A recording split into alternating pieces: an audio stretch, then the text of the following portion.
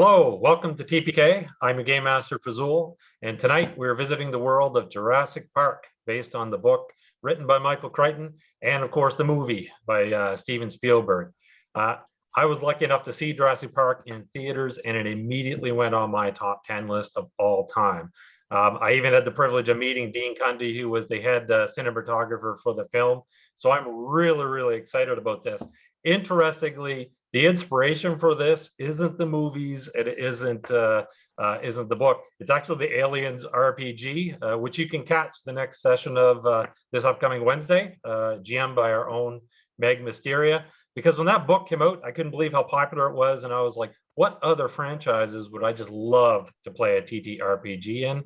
And Jurassic Park was at the top of that list. Before we jump into it, let's see, warnings. Probably the big one is dinosaurs. So if you're scared of dinosaurs, this one shot's probably not for you. But other than that, listen, I pull my inspiration from the film. If you're okay with the film Jurassic Park, you'll be okay with this broadcast.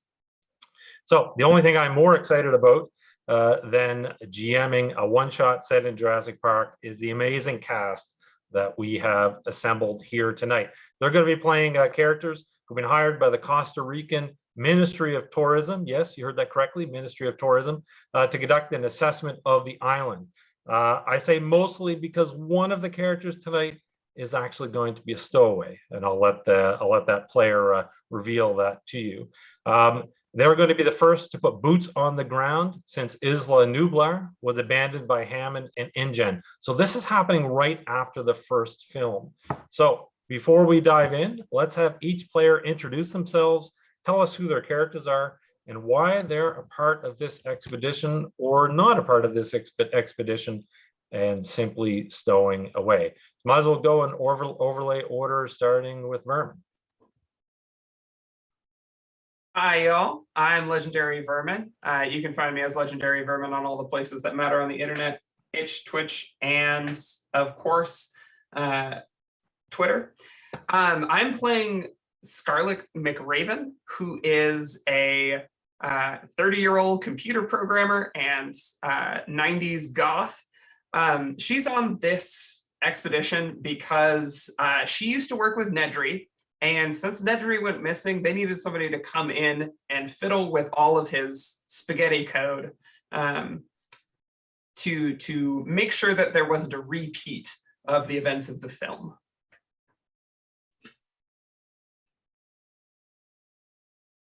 Thank you. Over to you, Janie.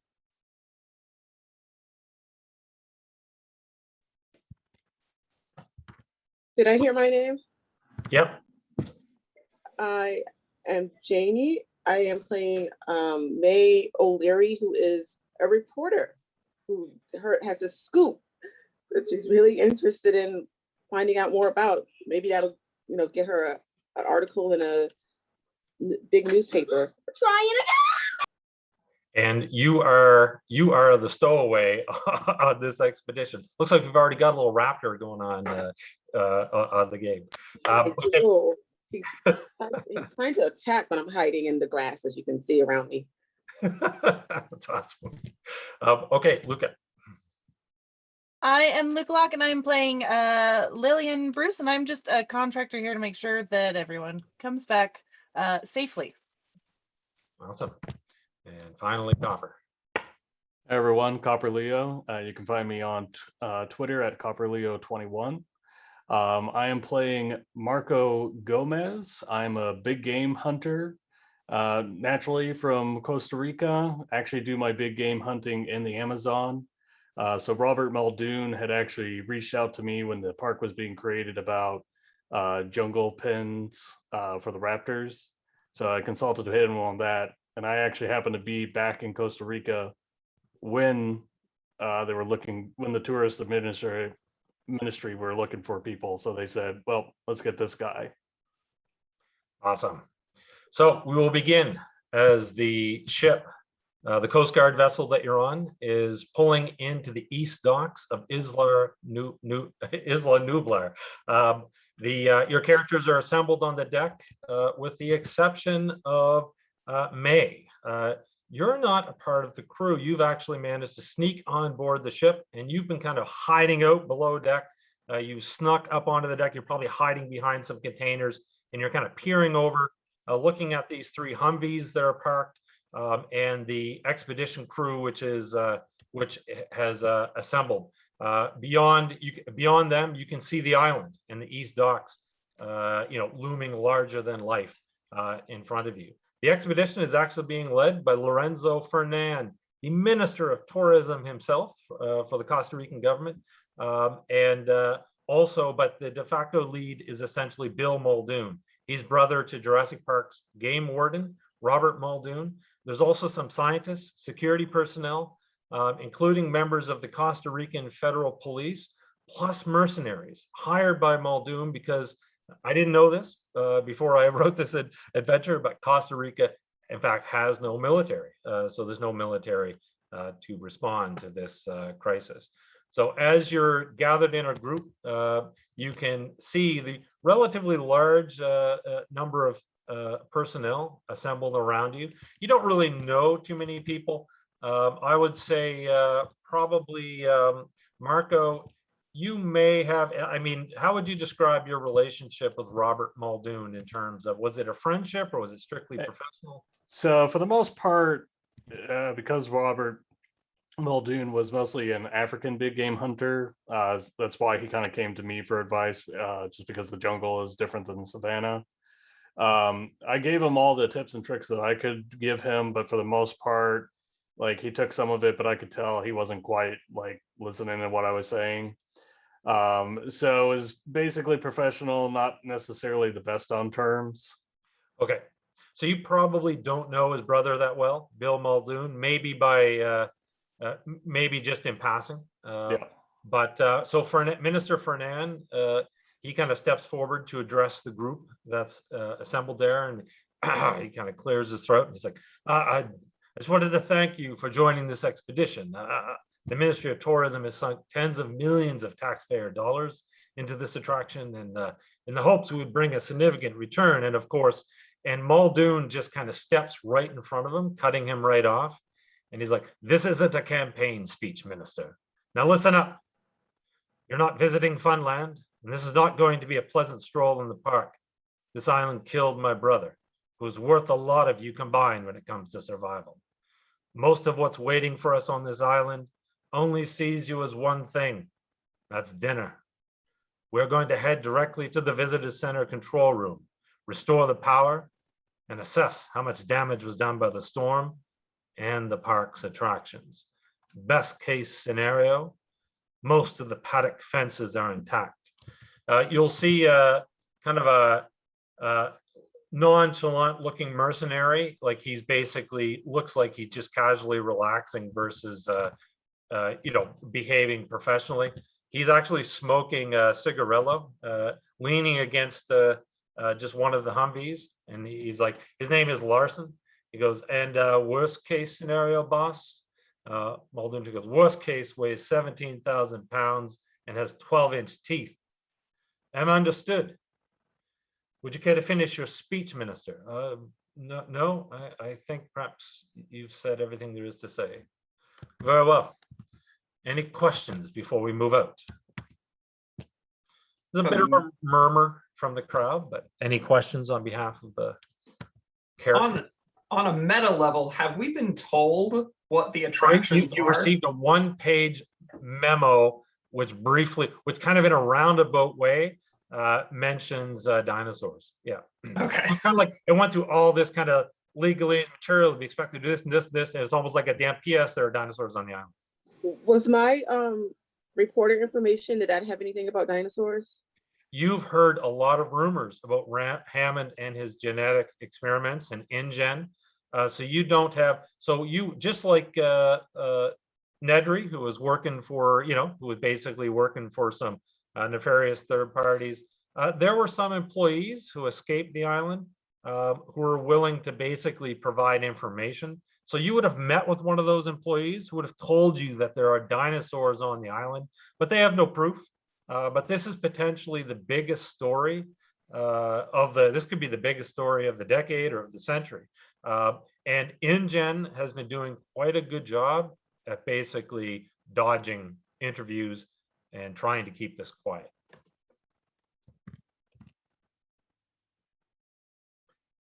So everyone will kind of look around, and Muldoon goes, well, if there's no questions, mount up. And he'll just kind of instruct everyone to get onto the to get into the Humvees. Now, as you can see in roll 20, you have some standard Humvees, but there's also a Humvee with a cargo trailer that's hauling in back. And May, that is you look around, you've already kind of planned this out. That's your ticket. So as soon as everybody is breaking up, you kind of out from behind the container into the cargo trailer that one of the Humvees is hauling. It's packed with stuff, so it's a tight squeeze, but you'll do anything for this story. Yeah, perfect. Of course, I didn't wear the right shoes, so I'm like, Oh, you're like, maybe I should. You got the high heel running out spinning the wrap. Yeah. The white high heels, because why not wear white high heels in the jungle? And outrun a T-Rex.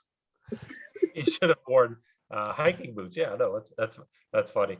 So when everybody piles into the Humvees, we'll say, Lillian, you find yourself sitting beside one of the federal police, Sergeant Rucco. He's like, how bad could it be? Oversized iguanas? Well, what do you think? You a scientist or something? This is you, Luca. Sorry. Yeah. Okay, I was making sure. Yeah.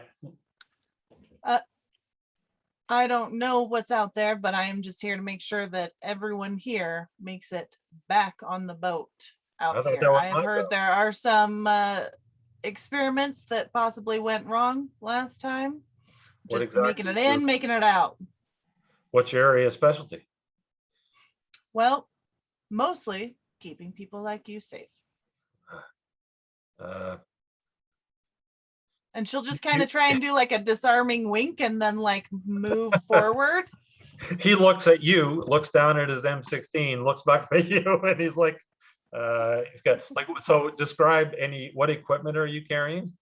Yeah, so I am totally geared up. Oh, okay. I have like a huge bush knife. I've got like a 1911 on my hip. I am holding like strapped over my shoulder. I do have like a Daniel Defense AR that I am just like kind of keeping my hands on. But I also have like this kind of large hip pack that kind of just seems to hold a lot of technical equipment. Okay, so he's pretty impressed, and when he sees your gear, he kind of looks, and he, when you say you're here to get people out alive, you can actually see he was a little bit nervous, like his hand was twitching on his knee, or maybe his leg was going.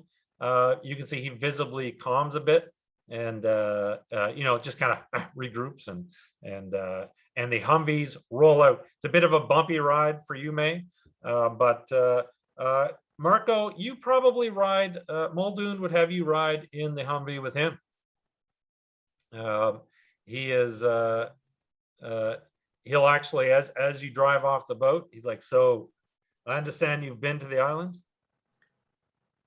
Been there shortly, but that's before much of the construction was completed. Your brother had asked me about something for velociraptors. I wasn't sure what he was talking about, but he had a lot of design questions regarding jungle placements for large animals. He spoke about them the last time we talked.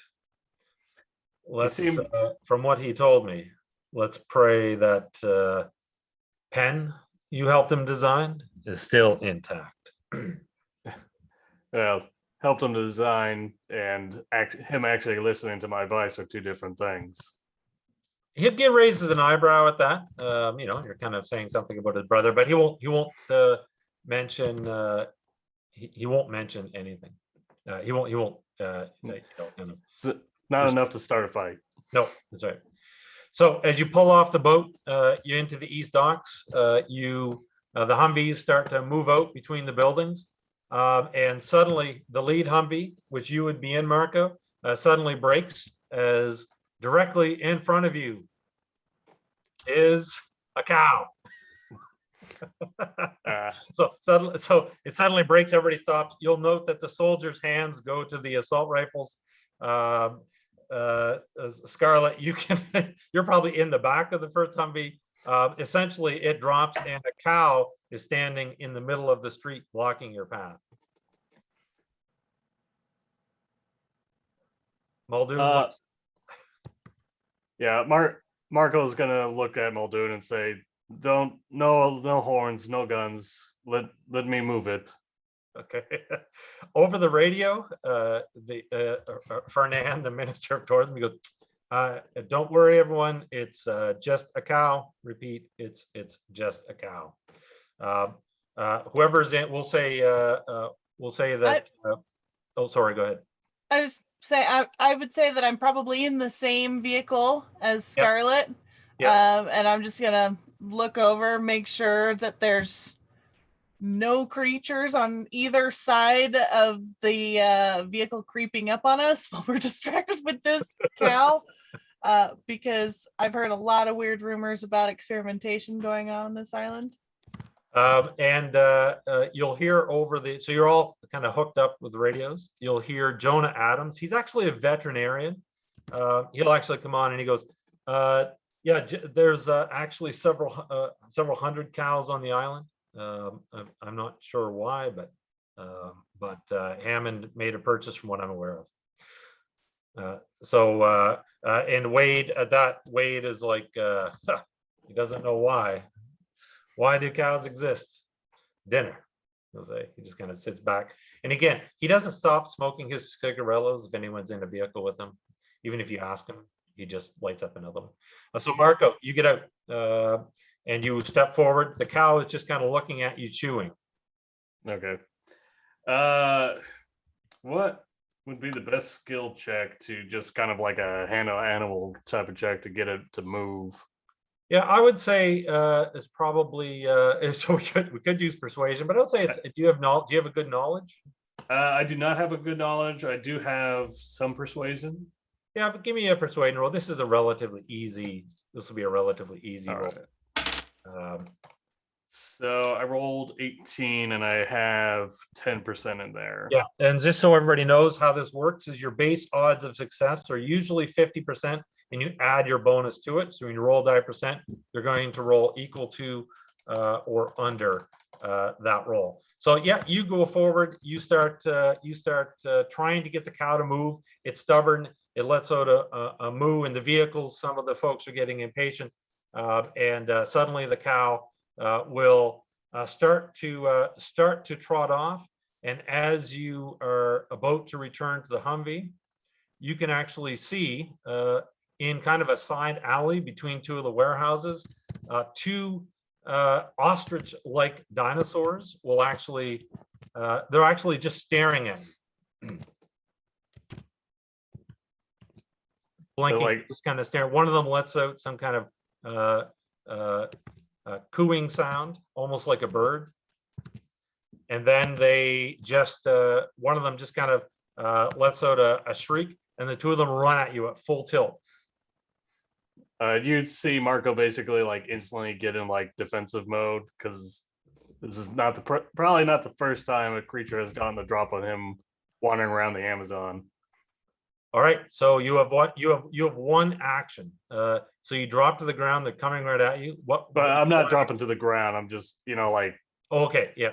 You just kind of get defensive. You're getting right, but you're in essence giving them initiative.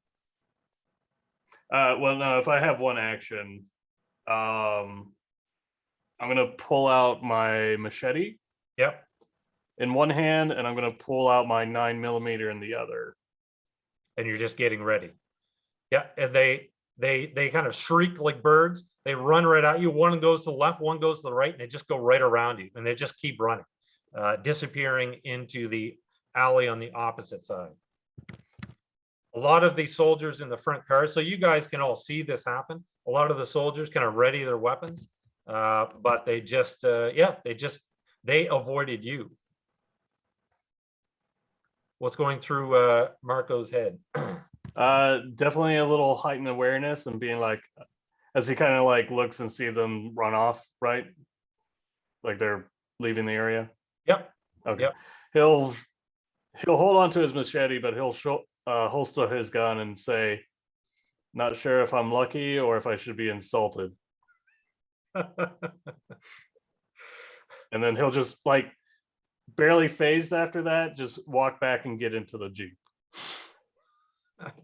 A few of the soldiers make a few comments about, if that was me, I'd be changing my pants. But when you get back in, Muldoon goes, "Well, we know at least some of the paddock fences are down.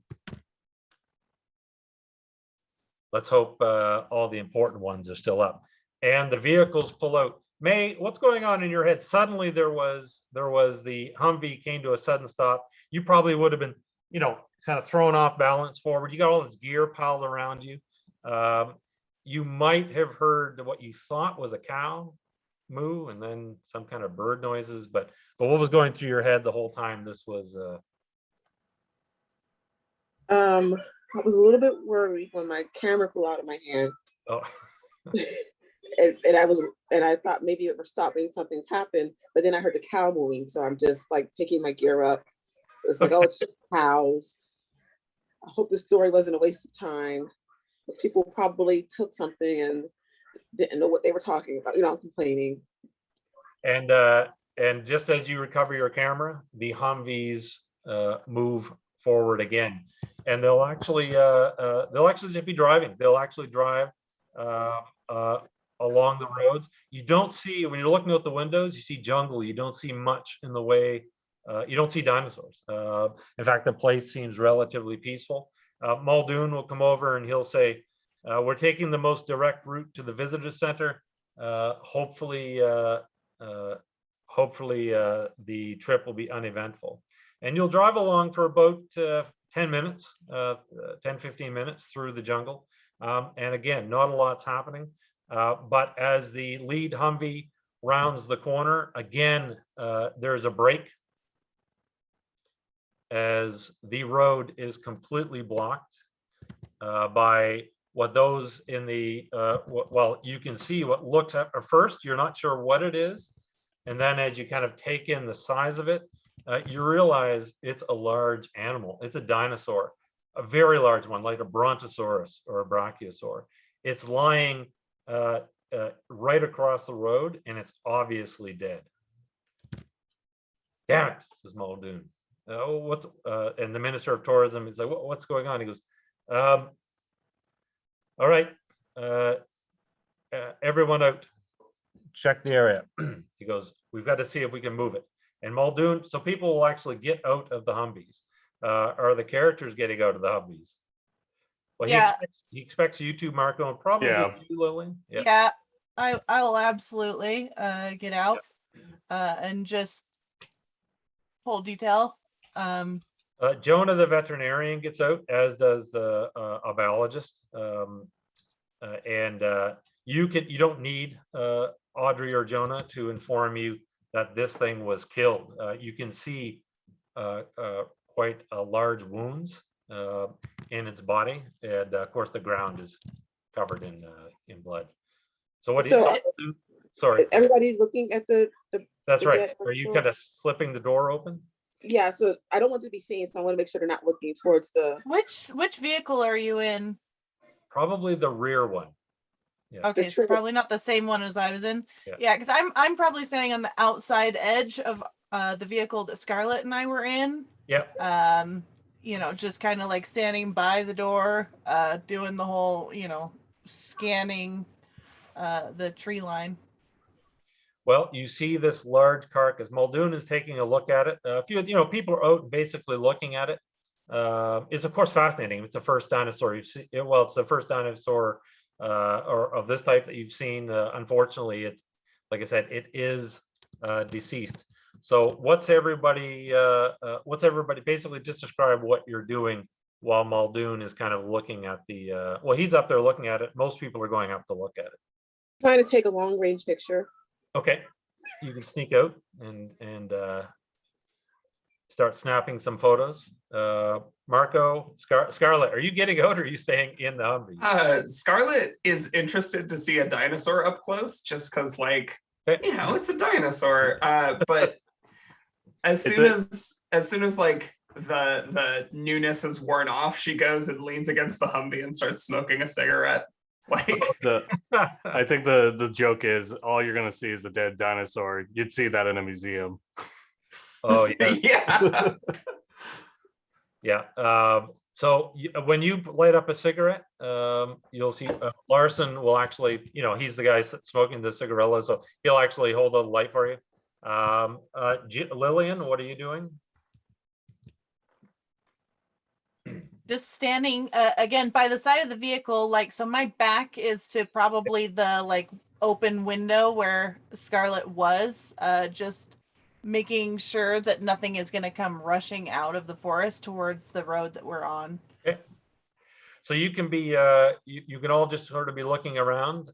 Muldoon does a quick assessment, and he looks towards you, Marco, and he says, "We're not going to be able to move this thing, not with the winches. It must weigh 20 tons. He looks at you, he goes, "That means we're going to have to take the alternative route, and which will take us through the Tyrannosaur paddock." He just kind of says that solemnly when all of a sudden something pops up, or actually several things pop up onto the Brontosaurus's back. They scamper up and they're like beep, beep, beep, beep, they're like jumping up and down. One of them starts to bite at the Brontosaurus body, and it's like, and they're just kind of hopping up and down and chirping and singing and just kind of seem rather excited at seeing the group. Lillian, you'll see one of them dash. You'll see like half a dozen more dash out of the woods, and they dash like past your feet. Some of them run under the Humvees. One of them will actually try and jump up onto the Humvee. Beep, beep, beep, beep. They're just kind of snipping and snapping. One of them even bites your boot. Okay, yeah, no, I'm gonna stop breathing. These are very tiny. They might be. That does not matter. They might be a foot tall. So May, you've got a couple of them. They were running towards Lillian and the Brontosaur, but because when they saw you, two of them veer off and they immediately start running over, and they're just kind of jumping up and down around your feet. I'm going to turn my shutter speed up and try to get some good pictures. Okay. And they kind of look at you and they blink, and all of and as so they don't want to do anything before they appear to be harmless. I'm not firing until like something large is trying to eat me, but sorry, Scarlet. Oh, I was just gonna say, I don't think Scarlet is necessarily looking like in the same direction as everybody else. Is there any chance that I see May at the back of the give me, so here's what we can do. You can make an observation roll, that's under mental, and May, you can make a hiding roll, which is under physical. So you're on both 50%. Essentially, whoever rolls the lowest on the percentile dice and succeeds wins. Cool. I rolled a 34. Okay. Which is successful for me. Got a 55. Okay, so you do see May. You see her pop out for a second behind the rear Humvee and then back. I think there's just a moment of like Scarlet sees you back there, and like we lock eyes. Scarlet has like another drag of her cigarette, and then she turns away. May's just gonna like take a deep breath and like, okay, and keep taking pictures. And in that moment, so suddenly as these things, they all of a sudden pop up and they let out a shrill kind of hoots and yips as you hear the crashing of branches as charging out of the jungle. From the rear is a baby Brontosaurus. It's by baby, I mean, it's the size of one of the Humvees. So it comes charging out because of course these little compies are trying to eat the large Brontosaurus. And as it charges, May, it's like you're the first person to kind of, it's there, right? It comes running past the line of Humvees. It's not charging anyone. It's actually charging, and it starts to moan and growl, and the compies just scatter And that's exactly what it wanted to do. So it wanted to chase this compies away from its mom, which is lying there dead. And you can see the baby, it goes up and it starts trying to push with its head, and it starts letting out very sad, kind of almost whimpering noises as it's trying to get the large brachiosaur to stand up. Oh my gosh, I'm still taking pictures, but this is really sad. Did I work for InGen, just like in a different zone? Oh, sure. Yeah, that's sure. What not? But you got fired. You would have been let go after the island went to hell. I think there's just a moment of like, that relationship seems really familial for cloned dinosaurs. You can see Larson will flick the safety off his rifle. When I see that, I'll wave and say, no gunfire, no gunfire. Yes. He'll put the safety back on, take a drag of his cigarette, and as the baby brachiosaur is still trying to nudge the mother up off the roadway, suddenly the compies come back in force. There's like 30 of them. They jump up they leap over the body, jump onto the baby, and they're like biting at it. They can't do anything, but they just all jump, and they're like yipping and yapping and jumping at it. And there's got to be a dozen of them on the baby's back. It lets out this huge kind of, and it just charges back. It just charges in a random direction, trying to get the compies off of its back. What's everybody doing? What is Muldoon doing? Muldoon? Is Muldoon giving any sort of direction or anything? A bit taken. He's unlike his brother. He's not a game warden. He has no experience with wildlife. He kind of does what you saw Marco do. He is a former SAS. He basically, gets ready for anything. Kind of gun comes out, goes into a defensive position. The soldiers, they completely break rank. People are scattering in different directions. So there's no real cohesiveness here, except for Larson, and I'll get to the players. Larson, the safety goes back off of his gun. All right, so now it's over to the players. As I see things starting to break down, I'm gonna try to yell out, like, no, back in the jeeps, no gunfire, you draw attention. He starts screaming, but the baby brontosaurus is just charging with the compies all over it. Some of the compies are also scattering, running into the Humvees. All right, anyone else want to do anything? I want to stand behind the person who seems the most calm. That would be Marco, I think. Yeah. Or no, okay. Larson is like ice. He just flicks he puts his gun to full auto, but he doesn't raise. So it's either Marco or Larson. Larson's the guy who lit your cigarette. Probably Larson then. Okay. Jillian or Lillian, sorry. I have switched to auto to rapid fire, but I am still just gripping the weapon very tightly, but waiting until given direction. The baby, the baby, the momentary chaos charges and slams right into the cargo trailer that's attached to the third Humvee, flipping it over. May, you're going to have to make a dodge roll. So that's going to be, you get a full 50%, add whatever your dodge bonus to it is. So what is your dodge bonus? I have to get my sheet off the printer to tell you that. We'll just roll percentile dice and we'll see what happens. By the way, while you're looking that up, I'm going to put out to chat. You can help people, help the players. Your +2s and -2, or you can handle them. +2s and -2s will help. They just translate into +20 or -20. Also, if you essentially buy a good table, that'll give players extra cheat death. If you buy a bad table, not a bad table, but essentially you can give your favorite dinosaur a boost in terms of health and attributes. And if you really want to be mean and you want to pay $50, I'm going to reduce everybody's cheat death to 0. So what was your dodge? I think I rolled it correctly. Got 98. So a 98 is actually not. And so what you want to do is roll equal to or under. So basically, when this cargo trailer gets thrown over, you get thrown with it.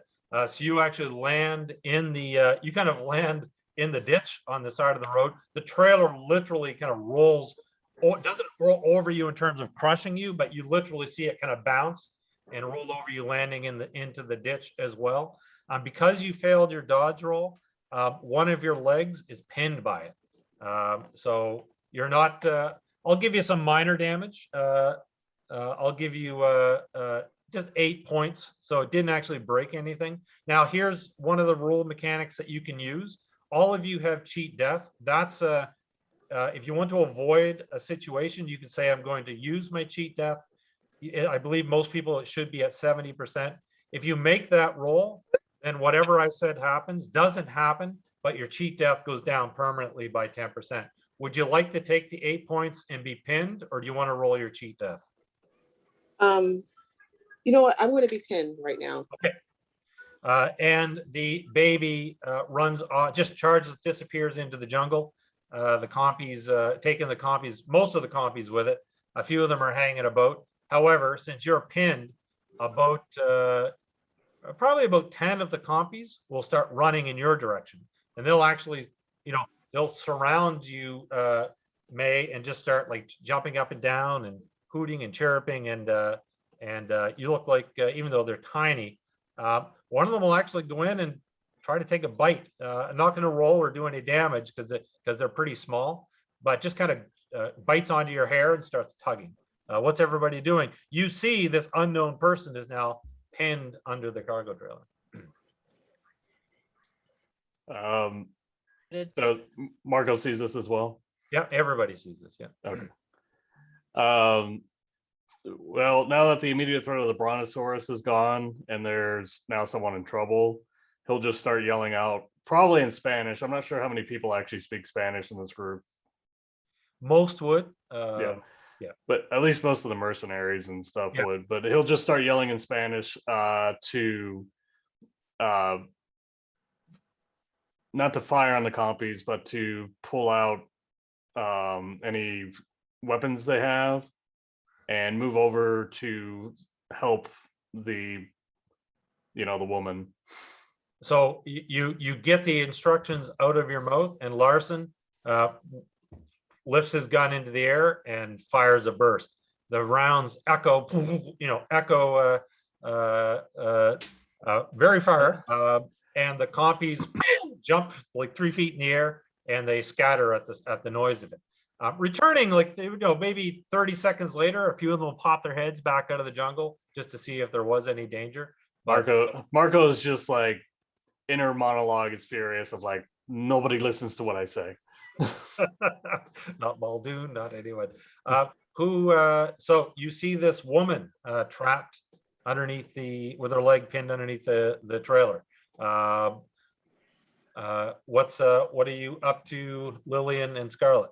Yeah, I'm gonna just signal to one of the other mercenaries over to me, and we're gonna try and lift this and get this woman out from under. Xavier St. Cyr will join you, a few others, Rubio, Pusa, everybody will kind of come over, and you can lift it. No roll necessarily. Okay. You can lift it, but May, as they're lifting this off your foot, Bill Muldoon is standing over you, and he's like, "What do we have here?"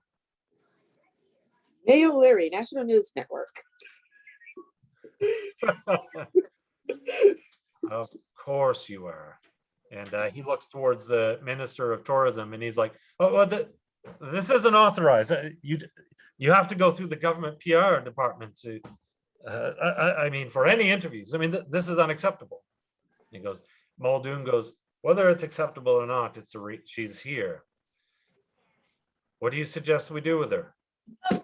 Larson, you see Larson will, when Larson, oh, sorry, go ahead. Scarlet pushes through, make sure her leg's not broken, and like immediately goes and checks on her leg.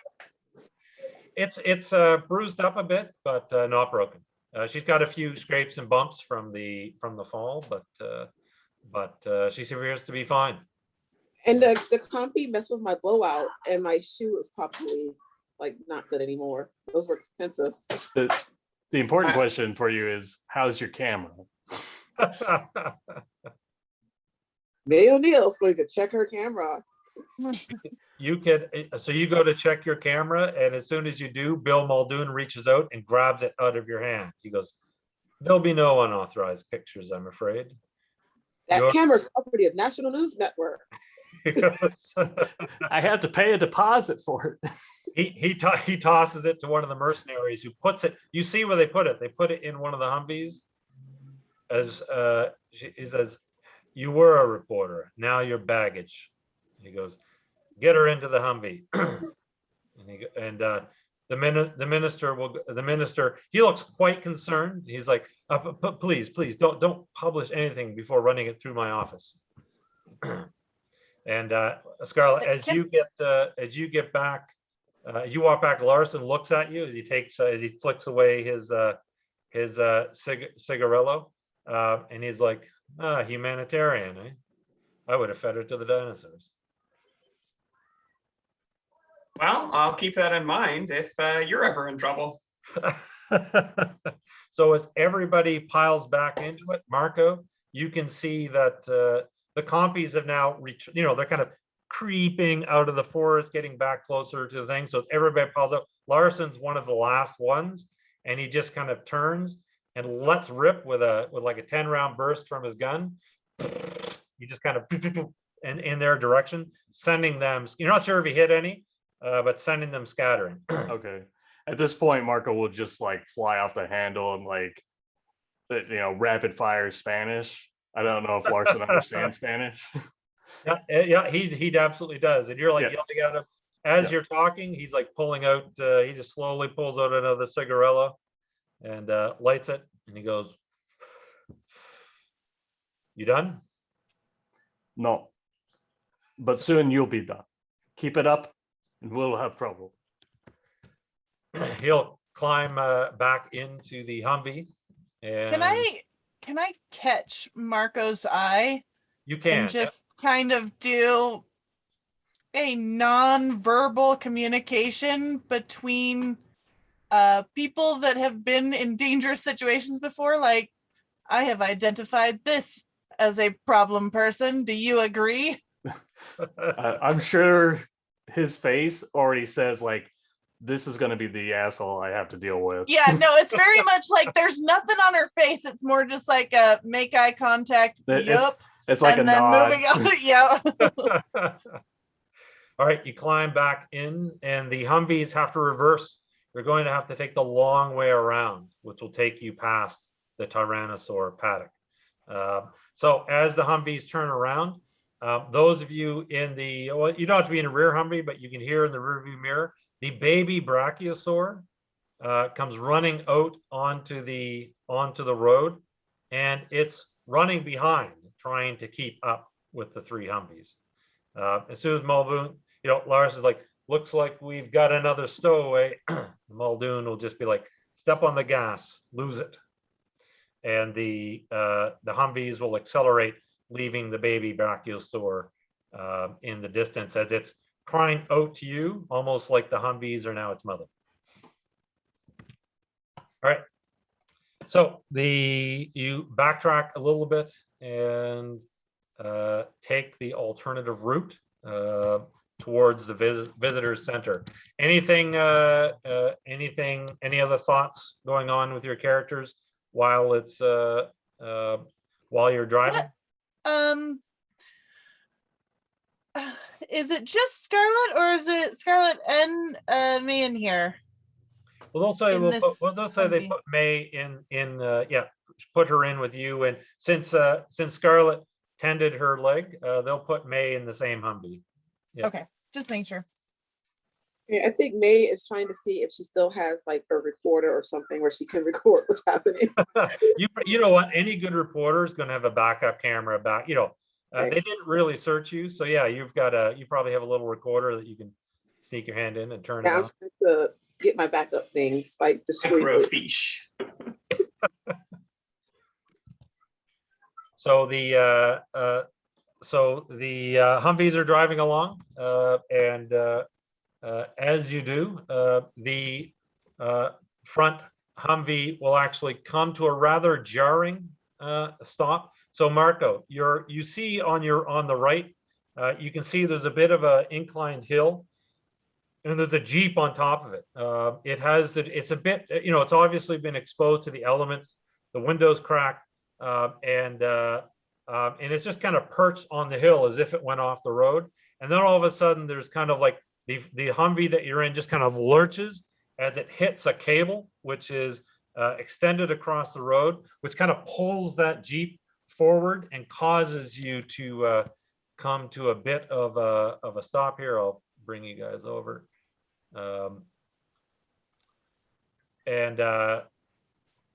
Muldoon curses, as you can see that this Humvee got this Jurassic Park Jeep.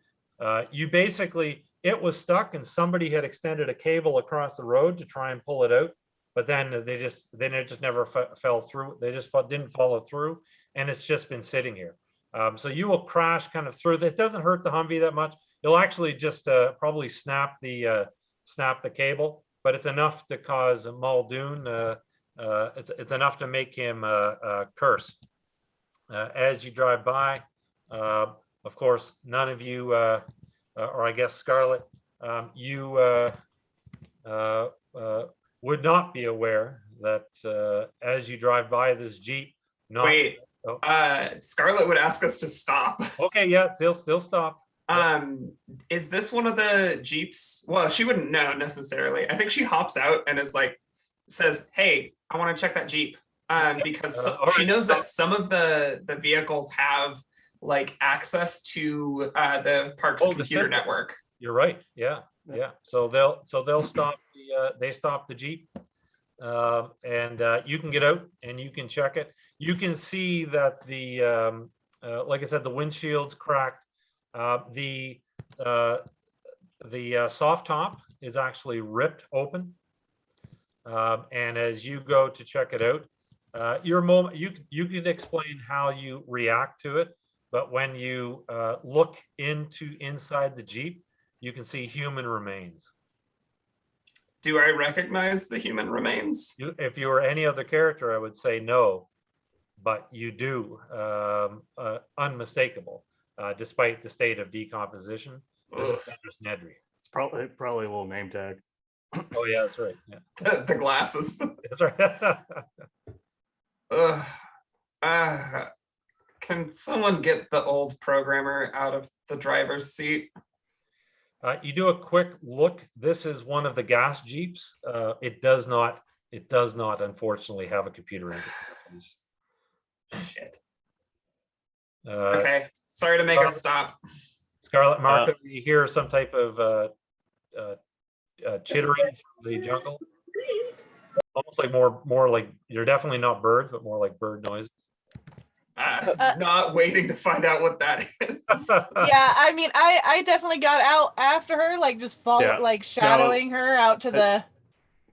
Same with Marco, because as soon as he saw someone, not even one of the military people, the non-military personnel, get out and run to this Jeep, he was already like cursing in Spanish and getting out. Like there is just no order to this. I'll be clear. Like Scarlett would say, "Hey, we should stop and check on this thing." She would explain like the reasoning. Yeah. But still, like and wait for an escort. Right? Yeah, you getting out is like. The NPCs they mostly they form a perimeter, but yeah, so as you turn around and start to head back, there's one unusual thing. Do with it what you will, and I'm well aware this contradicts the video game, but I don't care. As you're walking back towards the Humvee, you'll see that there is a can of Barbasol laying on the ground, mostly buried in mud. So you would see that, Scarlett. It obviously fell out of the Jeep. I don't know. Nedry's doing some shaving. That's weird. I didn't see any bags in the Jeep, right? No, you didn't. No. She's gonna pick it up just out of curiosity. Okay. You can pick it up. It's a bit rusted from the. Well, it's actually no, it would be. It's only been a couple of weeks. So, do you press the? So sorry, my cat. My cat was doing baby crimes just off screen. Yeah. If you depress it, shaving cream comes out. Yeah, seems a bit. You know what? Give me a knowledge roll, but I'm going to make the odds. I'm going to make the odds only 30%, so plus whatever your knowledge is. What's your knowledge? My knowledge is 30. Oh, so you have a 60% chance of success. Yeah. So roll 60. It's a 71. Okay, so it's odd, but there's something in the back of your mind, something Nedry told you once, but you just can't quite remember it. She like tilts it back and forth and ends up pocketing it. And you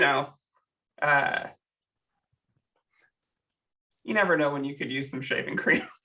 Okay. So with I am eyeing you somewhat curiously that you have decided to like scavenge, thrift for toiletries on a jungle island where apparently dinosaurs now exist again. When you look at her, she's just like, it's weird, right? Are we done It here? is.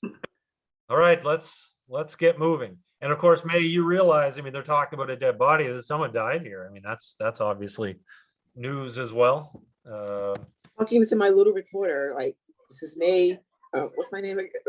This is May O'Leary here. I've been detained by a game warden of sorts. There are dinosaurs on this island and people have died. Dinosaurs have died. Everyone's dying. People have died. Dinosaurs have died. The rulings are final. Well, you as the Humvees start to get moving, they kind of move around the Jeep and start going forward. Suddenly something quite tall steps out onto the roadway and lets out one of those kind of bird-like chirrups. And you can see, so just to give you an idea, this thing, like a person would come up to the first knuckle on its, this is a huge bird, Quetzalcoatl, something or other. Wow. And you see this bird, the size of a giraffe. They walk kind of like they walk kind of on their forelimbs. Two of them walk out and just give a shrill kind of hoot. And they're looking quite curiously at a Humvee. One of them will even kind of lower its neck and ting, peck at the on the engine hood. Muldoon, it's they're kind of blocking the way. Muldoon he'll be like, I mean, you've already fired. I know that you can let me know, Marco, what look you give Muldoon. He's like, we've already fired shots. Yeah, it's Sergeant Rucco, disperse them. And so the Humvees all have top hatches, and you can see Rucco will. He's in one of the Humvees. He kind of opens the top hatch, pulls the lever back on his M16, but as he's clambering, he puts the gun out. As he's clambering out, just as fast as lightning, one of these birds goes whack, and just plucks him by the head and upper body, pulls him clean out of the Humvee. He's like, wah! And then the two birds run off. They just start running off into the into the jungle. Can we attempt to fire at them? Yeah. You can do whatever you want. Okay, I would like to do that. I would also like to fire. So one bird starts to run off with Rucco in his mouth. The other one is quite jealous that his comrade got Rucco, so he's trying to snatch him as well. And the two of them are kind of fighting, running off. So there's no initiative. They're not really doing anything but having some lunch. Just to be clear, was that our first Wilhelm scream? That's what I thought. Ah! Okay, good. I'm absolutely going to just out the window, just kind of take aim and fire. However, I am firing at this bird's leg. Oh, okay. The odds are not overly hard. So it's 50%. Yeah, I'm not. gunfires. It's the And you can size of go a at the same time, giraffe. Marco, in an attempt to keep its meal to itself, you'll note that it pretty much swallows Ruko in like a pelican. Ruko is like a bulge in its throat. So go ahead, make your shot. I rolled a 69. That's a good, yeah. Well, that's awesome. So, all of it, are you going full auto or? Firearms, I have a +20, and yes, I switched to rapid fire. It's gonna just be a 3-fire burst. Yeah. So you put a burst into the dinosaur's limbs. And what are you doing, Marco? I'm gonna pull out my 9mm and try to take a few shots into it as well, trying to aim for like the limbs. Okay. Yeah. Give me a roll on your firearms.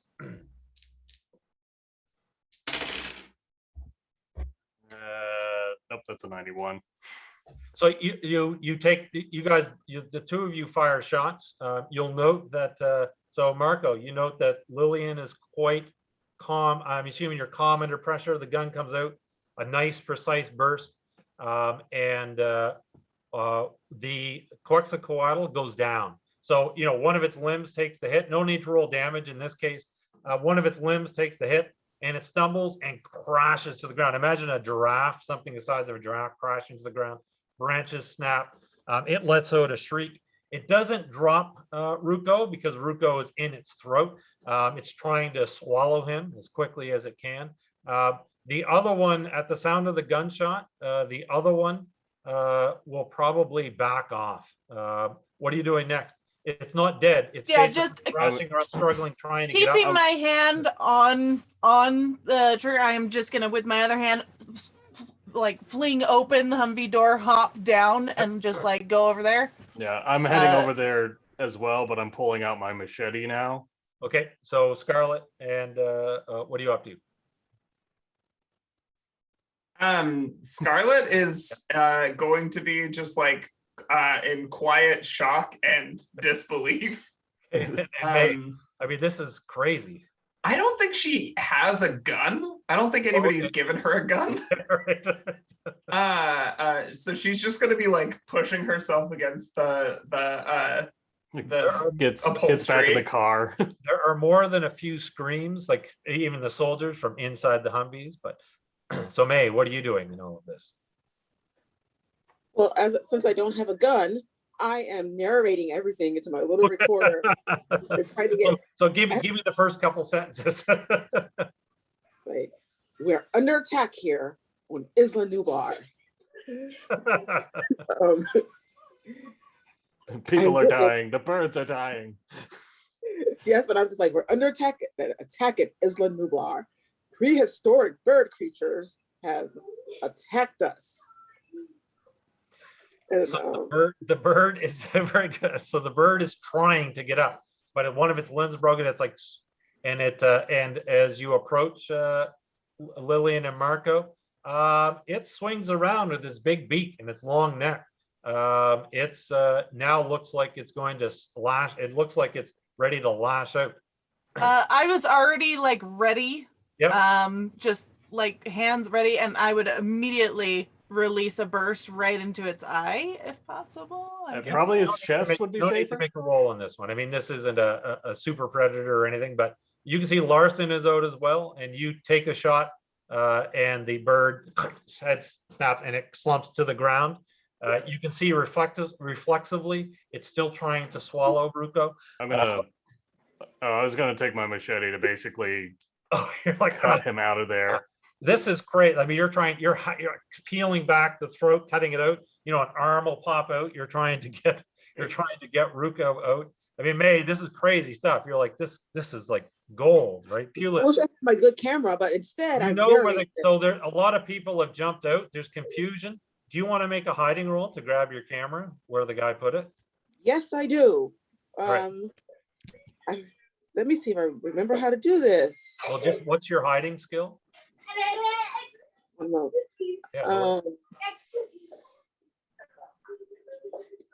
I still didn't grab my sheet, so I'm just going to. Well, I mean, you're a reporter. You're probably good at it. So let's give you a 70% chance to succeed on this. Okay, I've got a compy stealing my dinner as I'm making this roll. But yeah, this is really exciting. I could really, really get some good stories off of this and win some awards. 60%. Yeah, that's good. So you just said it'll reach over, pull the camera out of the pocket where one of the soldiers put it. So the only person who, I'm going to say the only person who sees you do it is Scarlett. Scarlett does nothing. Scarlett does nothing. Right. So There are more important things going you on start right now. snapping some pictures. It's okay. not my job to keep the story on this island. Like, she lost her job because of this. They can go fuck themselves. This is a contract gig. Scarlett wants the story to come out so she can start doing book tours. You know, that's not a bad idea. So the second Quetzalcoatlus will actually just run away down the main road and take flight. It's amazing that something so gargantuan could lift into the air, but it does. And Marco, you pull Ruko out, but he's not breathing. Did we bring a doctor? I got 10% in medicine. I can make a check on that, right? You can. In this case, I'm going to make it a bit difficult. So to save Ruko, yeah, I'm only going to give you an odds of 10%. So you have a 20% chance. Okie dokie. That's a no. He's gone. Unfortunately, the Quetzalcoatlus broke his neck when it snapped him out of the Humvee. You can see Muldoon is just kind of staring at you. He's like, he's well, dead. Well, now we have. Now, you don't need a speech to remind you that this island is dangerous. The other soldiers are looking at each other. They're quite concerned. You see the Minister of Tourism is immediately kind of like he's gone white, pale, and they'll pull. I'm gonna signal to the other Yep. mercenaries to gather up the body and put it in the back of the cargo trunk. Yep, they'll pull out a body bag, and Unless Larson, Muldoon objects for any reason. Larson actually goes, dead body likely to attract scavengers. I'd leave them. He's right. We unfortunately must leave the body. The other soldiers do not like that, the federal police, but what can they say? So everybody piles back into the vehicles. Understood. She's just gonna kind of say very tightly, and then get back into the. Okay. And May, I'm assuming the camera is now suddenly hidden again behind your back. Yeah, I hit it. There's probably like a bag or something she's got draped over it too. Double coat. She keeps looking at Scarlett, like making sure that she's not going to get snitched on. When you make eye contact, Scarlett rolls her eyes. Awesome. And she's still like tilting that like shaving cream can back and forth. Oh, okay. Just Cool. She's holding onto it because it's just like it's weird. Yeah. It's weird. So give me a technical roll. What's your bonus on technical? 30. You know what? So I'm going to make it a bit more challenging. At this point, I'm only going to make it 10%. So you have a 40% chance of success. Okay. 29. Oh, jeez. So the bottom pops out of it. So all of a sudden, the bottom. Now nobody else has noticed, but you realize that the bottom twists. And what you had failed to roll on earlier was that Nedry loved to buy those fake coffee cups or coffee tins and to hide his money in, or pop cans. He hid money in those all the time. And that kind of comes back to you. You remember that he did that. And you realize that this is a fake container. I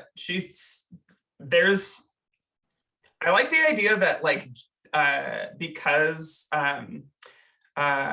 we've been kind of like looking at each other. May also sees this happen, Okay. but yeah, nobody okay. else does. Okay. And so Scarlet looks at May, like closes it, and then hides it under like her own jacket. Did I have time to snap a picture of that real quick? Give me a technical roll. So we'll say you're a reporter, you're probably great at it. Same deal. So I'll say it's a hard one. So you have a 60% chance, or you roll 60% or less. Okay. So D100. Come on, roll, please. No, I didn't. I wasn't able to. I got 71. So this Scarlet was too fast. But you know that she has it, and you know that it's under her jacket. So the Humvees move on when Muldoon comes over the radio, and he's like, "Everyone, at your highest level of attention, we're approaching the Tyrannosaur paddock." And the vehicles move forward, and you can see this giant fence, but unfortunately it has been broken open. It was a large electric fence, but you can see that the heavy cables have been snapped, as if something just pushed through them with almost no effort. Muldoon looks towards you, Marco, and he's like, "Well, it's official. The worst case scenario is now a reality. T-Rex fence is breached, so there's nothing separating us from the most terrifying predator to walk the planet. Any advice, Mr. Gomez?" Well, it is a rather large predator. Being out in the open would be the worst for us. If we can stick to the tree lines, that might at least cover us, and we definitely need to keep the gunfire down to not draw any more attention to our location. Understood. All right, continue moving. Is there still a Jeep up here? There is a Jeep parked. You're right. You're right. Good memory. There is a Jeep just kind of to the side of where the opening in the fence is located. There's one Jeep which was completely smashed, and that went through the fence. Yeah. But there was another one that was fully intact, and they didn't escape in that one. They escaped in a gas powered Jeep. So yeah, you can see one of the Jurassic Park Jeeps is here. If you mention it, Muldoon looks towards you, Gomez, and he goes, I understand your eagerness, but we're near the Tyrannosaur paddock. I don't think we should leave the vehicles. Would you concur, Mr. Gomez? Indeed. Let's keep moving, and they'll drive past. And thankfully, not much. You might catch sight of a dinosaur in the distance, but no Tyrannosaur. Nothing else blocking your path, and you are nearing the visitor center. But as you are approaching, you will pass by one other attraction, which Marco Gomez, you are very familiar with. It is the Raptor Cages. As your Humvees pass, you can see quite clearly they've been breached. Damn. The tourism minister, he's like, well, I mean, that's not so bad. I mean, those pen isn't very big. The thing about the T-Rex is you can see it coming. The thing about these raptors is much like a jaguar. You won't see it until it's on top of you. I understand. Is it like those smaller dinosaurs that we first encountered back at the body? Yeah, as the veterinarian. And it was like, Muldoon is like, my brother talked extensively about the raptors. They're not to be underestimated. Let us pray that wherever they're hunting, it's far from here. And he will, and they will continue. Again, you get past the raptor cages and the Tyrannosaur paddock. without incident. Are you guys happy I decided not to include the Tyrannosaur and the Velociraptors in this adventure? You can breathe a sigh. Oh of yeah. Oh, It's yeah. so good. So Yeah, those- fortunate that they have left their cages and therefore this island. I relief. mean, No, yes. if you go by technicality, most of the velociraptors from the movie are dead. Exactly. Yes. Yeah. Without Here's Okay. cool. And We I'm don't know that. I This do is not why. even believe that though in this scenario. Did they find egg clutches in the Yeah. raptor cage? Yeah. Look, if No, we're gonna, no, that was Right. there. Well, nature finds a way, right? yeah, Yeah. let's not go off of the comic book logic. So you will eventually, without further incident, pull up, the Humvees will pull up in front of the visitors center. See, quite nice, still at this point, relatively intact. Muldoon's like, all right, we're here, everybody out. He'll actually say, Lillian, we need to restore power. If you could, so that we can access the computer systems. If you could see to that. Yep. I'm gonna go over to. I'm gonna get out of the car. Yeah, so everybody gets out of the car. They form so the soldiers and stuff, they start to kind of move into the visitor center, into the rotunda to try and, basically secure it, make sure it's clear. The Minister of Tourism, he just stands there. He's amazed. He's looking at it, and there's a bit of melancholy. He looks kind of sad. He's like, oh, to think how wondrous this park would have been. It would have put Costa Rica on the map. He's saying and mumbles to himself. But Muldoon is all business. He's kind of walking up, and so Lillian, do you want any company? Well, I'm basically gonna be like following, like I assume there's a line of other mercenaries like kind of spreading out a perimeter through this place. So there's the visitor center, but the power center is just Mhm. across the yard. It's a separate building. So you would have to go over and essentially throw on the breakers. Yeah, I mean, I'm not going alone. Okay. So I'm definitely gonna just signal to whichever mercenary is closest to me and available of the Okay. team to come with me as I go there. Yep. So a Larson will go with you. He Good old Larson. got his cigarella. He's like Larson. Old buddy, old pal Larson. Come on. so Clearly, no one's going to get commented more than Larson. another one of the mercenaries, Mia, she'll be like, so what do we do with her? She points to April or May O'Leary. Sorry, I said April. April, May. That's right. She points, and Muldoon says, keep an eye on her. Don't let her go poking around. And he walks over towards you and he goes, we're not going to have any trouble with you, are we, Miss O'Leary? No trouble at all.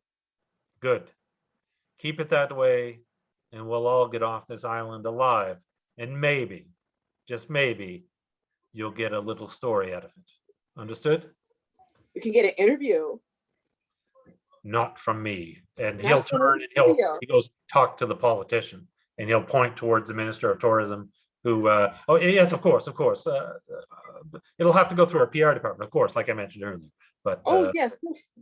We'll take care of all of it at our PR department. so You'll be a star, Minister. So Lillian, you and Larson can head over towards the power center, where basically it's a heavy metal door that you and Larson can throw open. Scarlett, you'll be escorted to the control room along with others. So Marco, most people are moving into the building except for Lillian and Larson. What are you doing? Are you going into the building? Are you going to tag along with them? I think Marco, because we walk into the rotunda before we split up, right? Jill, yeah, they probably just into the entrance. Yeah. I think Marco might take a moment to survey the area just to try to basically assess if anything is starting to make this area its home. Yeah, you take a look, you can see that the rotunda is damaged. There's bones basically scattered all over the place, displays smashed. And in fact, there would be a hole in the rotunda wall, and one of the rotunda walls would be breached, probably one of the windowed walls.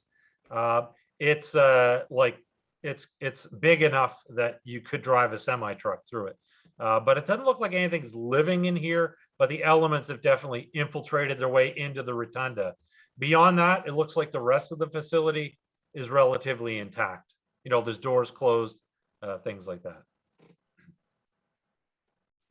Okay.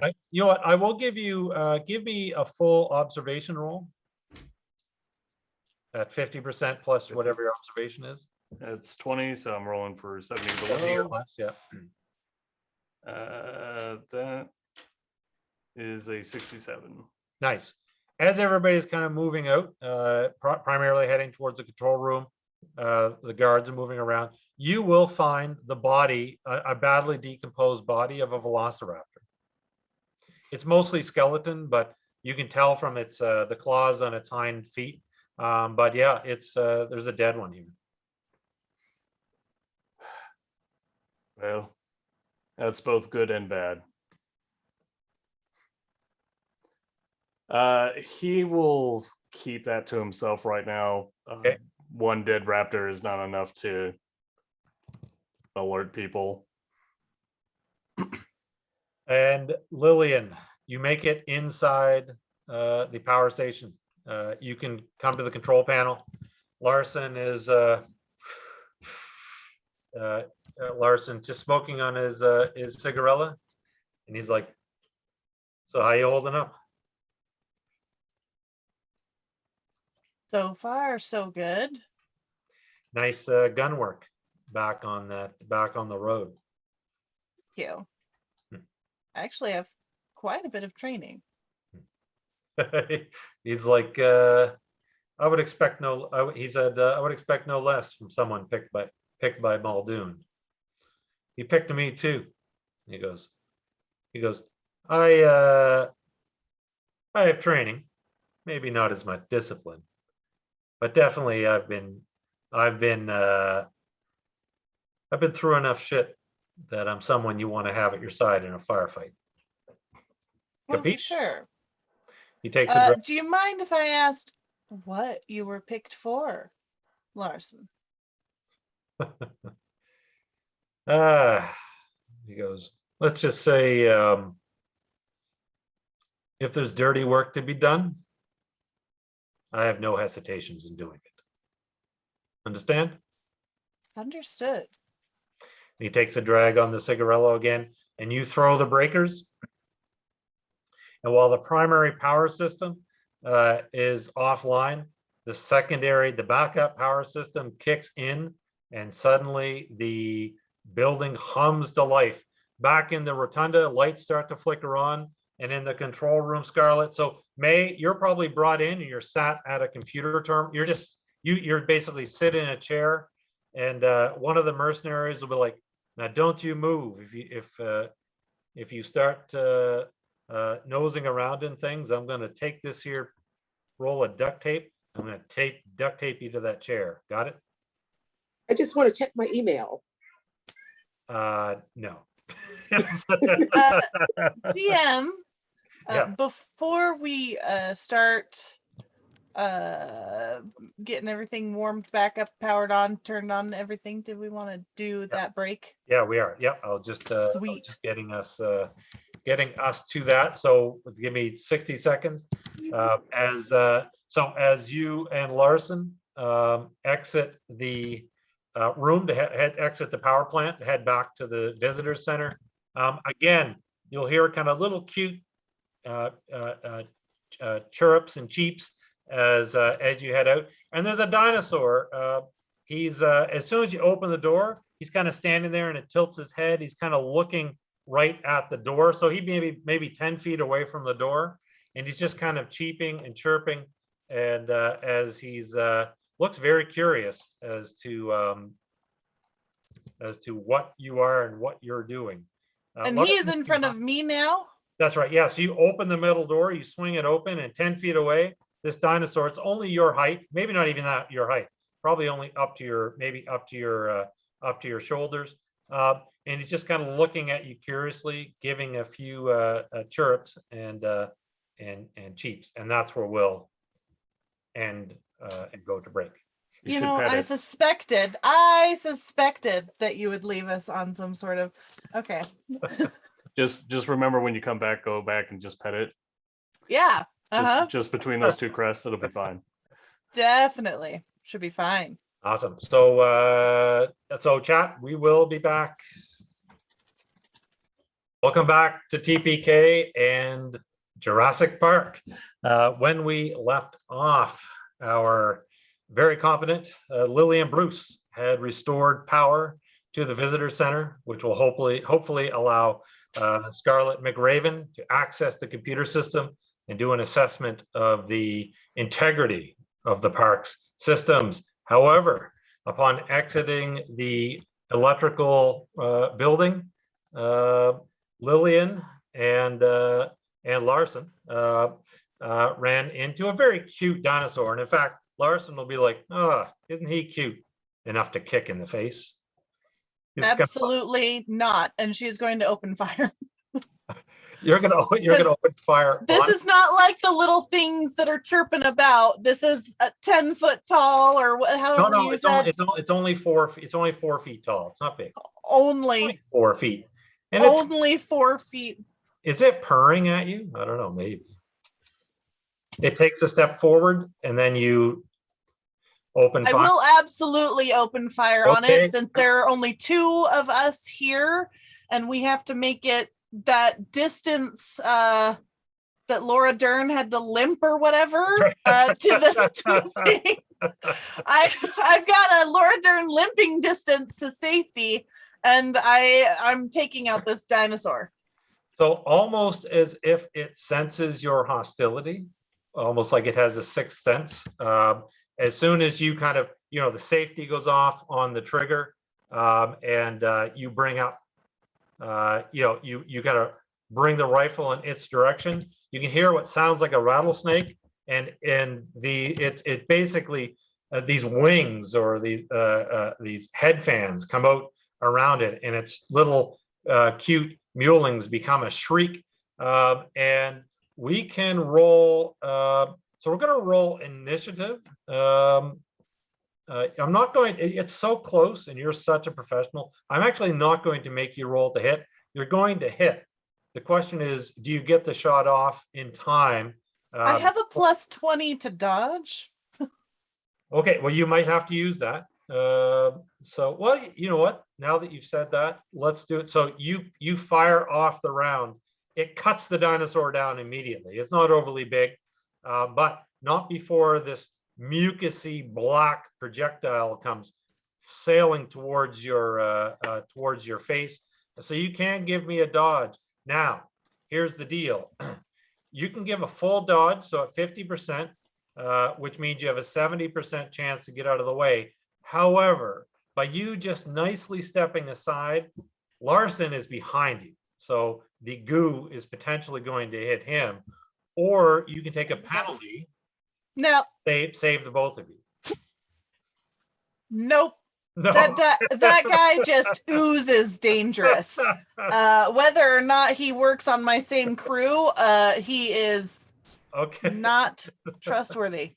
Oozes, you say?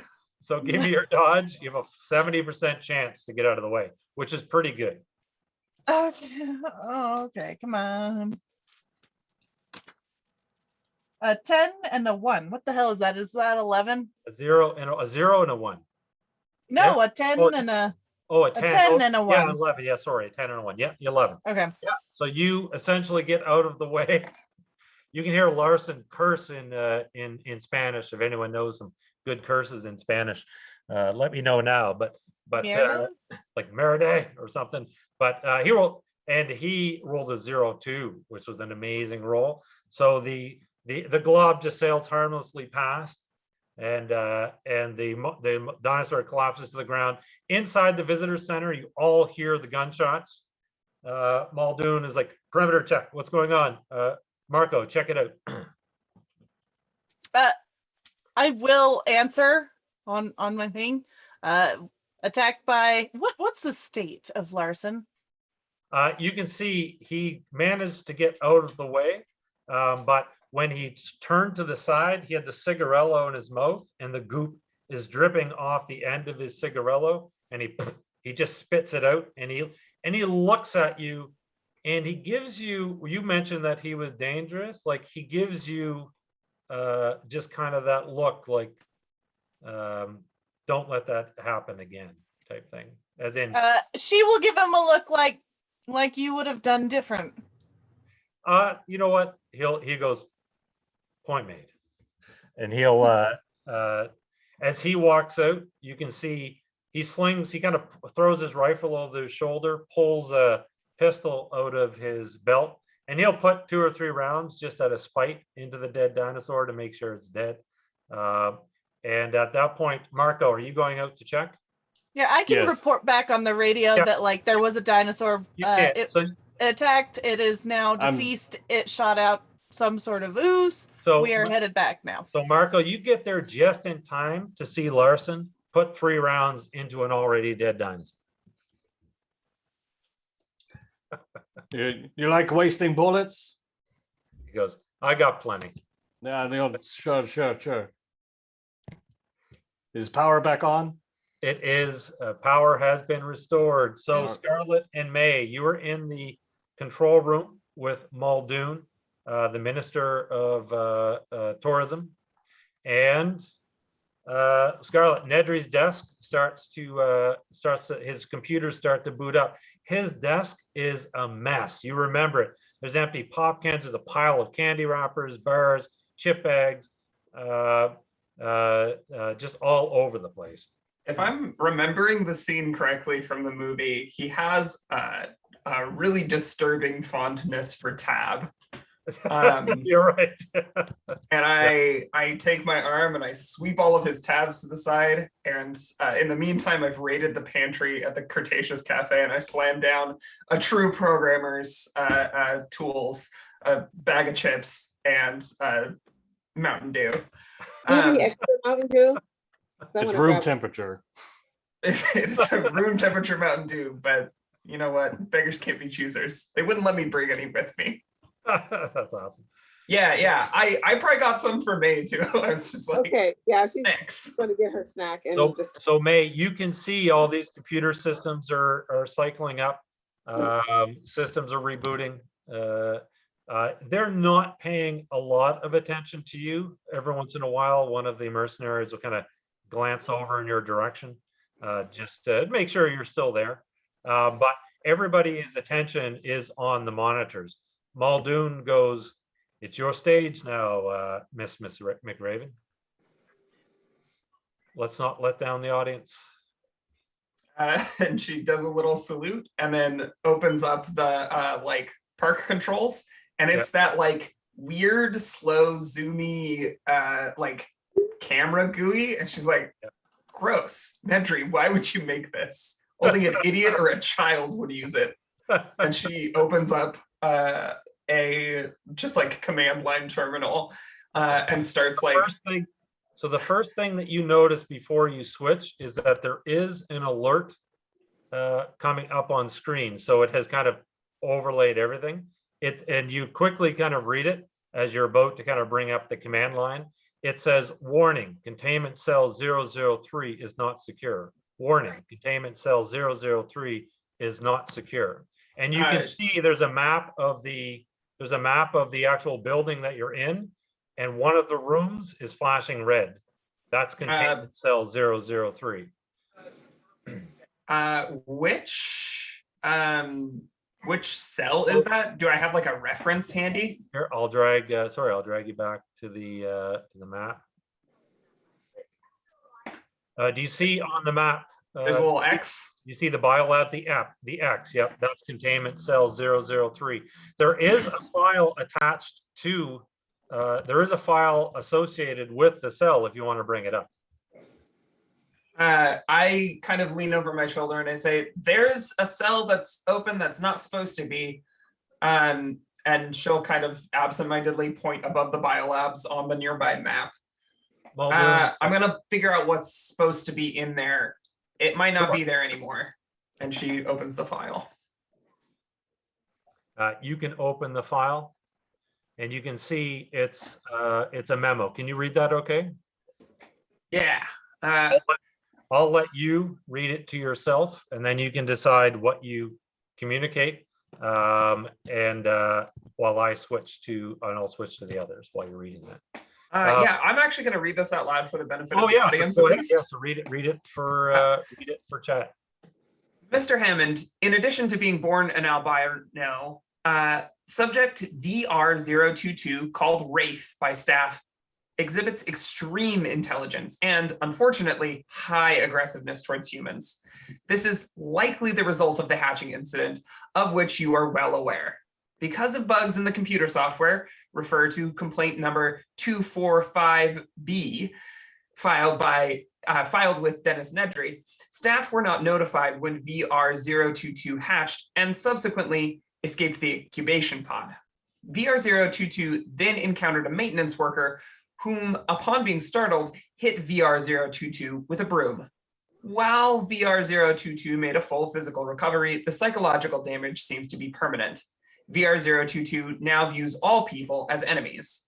I understand that you have requested further assessments of VR022, but I'm forced to agree with Warden Muldoon's recommendation that VR022 be euthanized.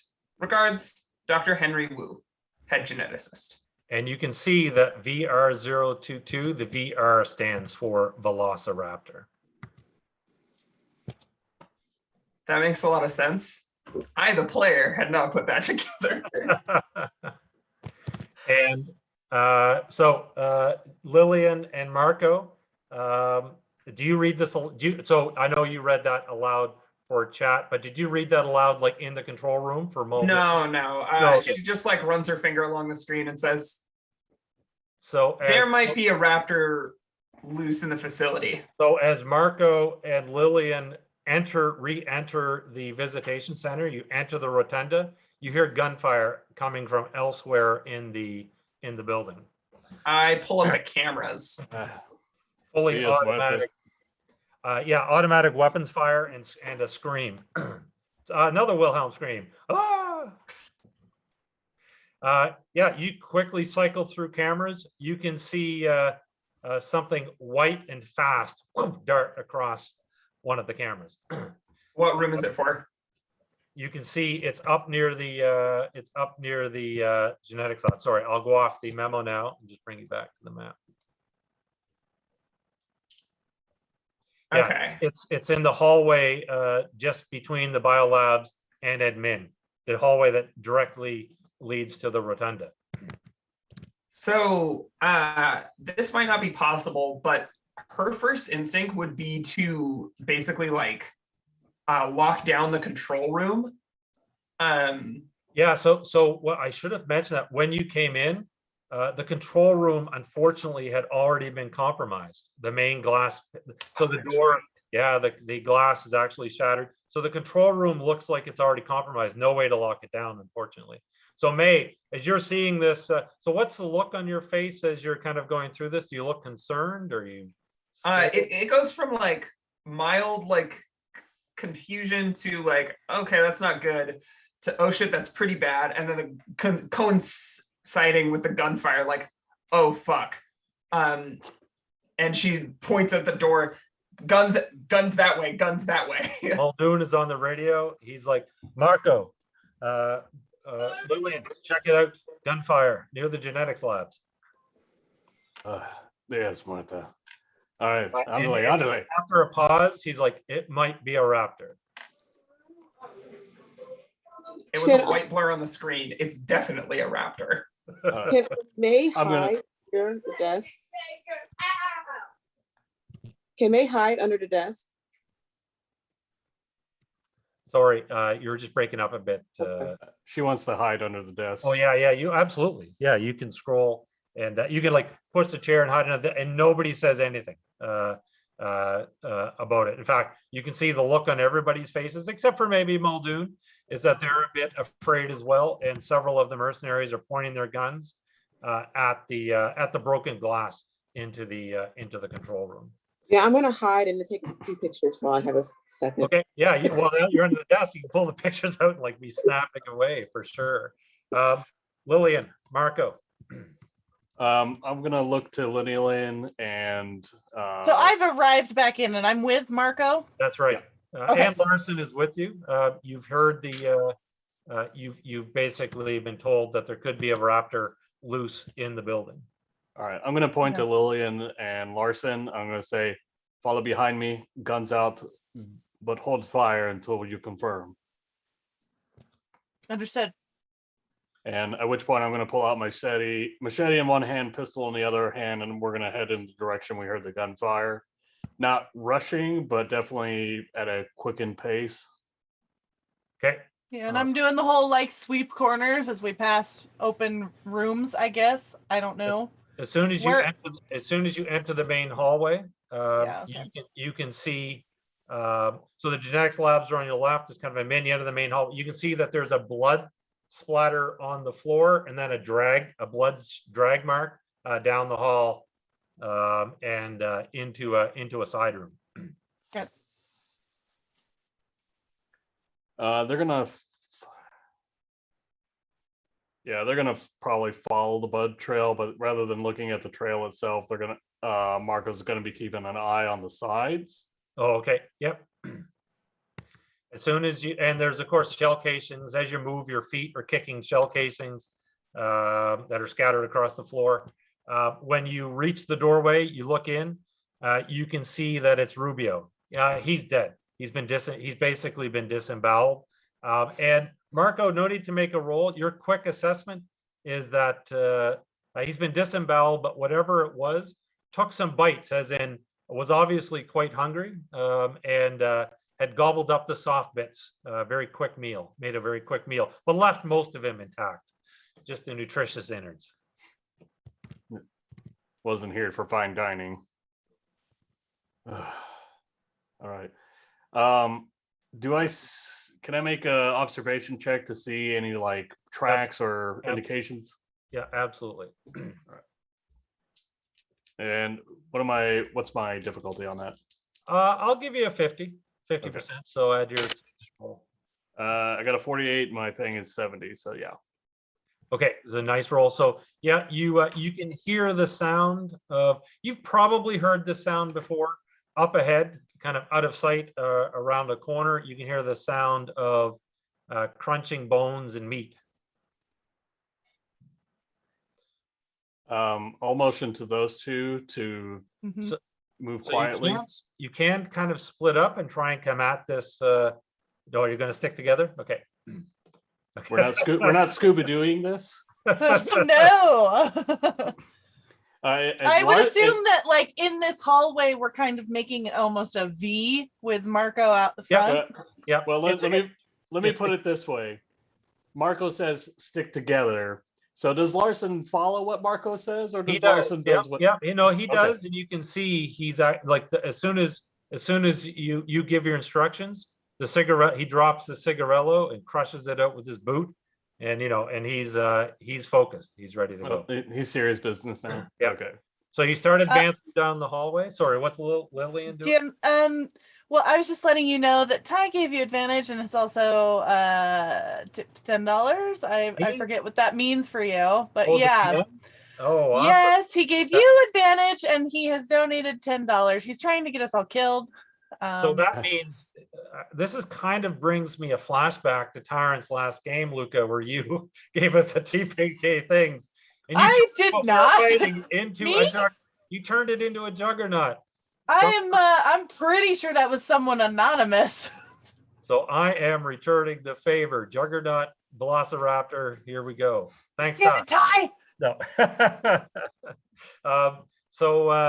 As you reach the, as you start going forward, and again, Scarlet, you can't see, like, whatever this thing is, you can kind of see its shadow. You see them walking down the hallway. May, you're watching this as well, but you can't quite see it. And as you kind of get further down the hallway, you can see the leg of Pusa. You can see his leg kind of sticking out, and it's just, kind of twitching back and forth, and you can now audibly hear the sounds of munching. But as soon as you kind of see the leg and hear the munching, the leg stops moving. What room is that in right now? Oh, they are back. Yeah, I'm just going theater of the mind. I'm not worried too much about the map, but I'm going to say that. So at the end of Scarlett's the very hall- worried about the map. At the end of the hall, we'll say that's coming from the shipping and receiving area. Okay. Yeah. Just so you know, I can't see that on the You screen can right see now. the shipping and receiving area, but you can't see where this thing dragged Puso, which you're like, Okay. is it avoiding the cameras? You're not sure. So you all of a sudden the leg stops moving. So the Marco, you have to go around the corner if you want to investigate, but of course there's something in the back of your mind going, it knows we're here. What are you going to do?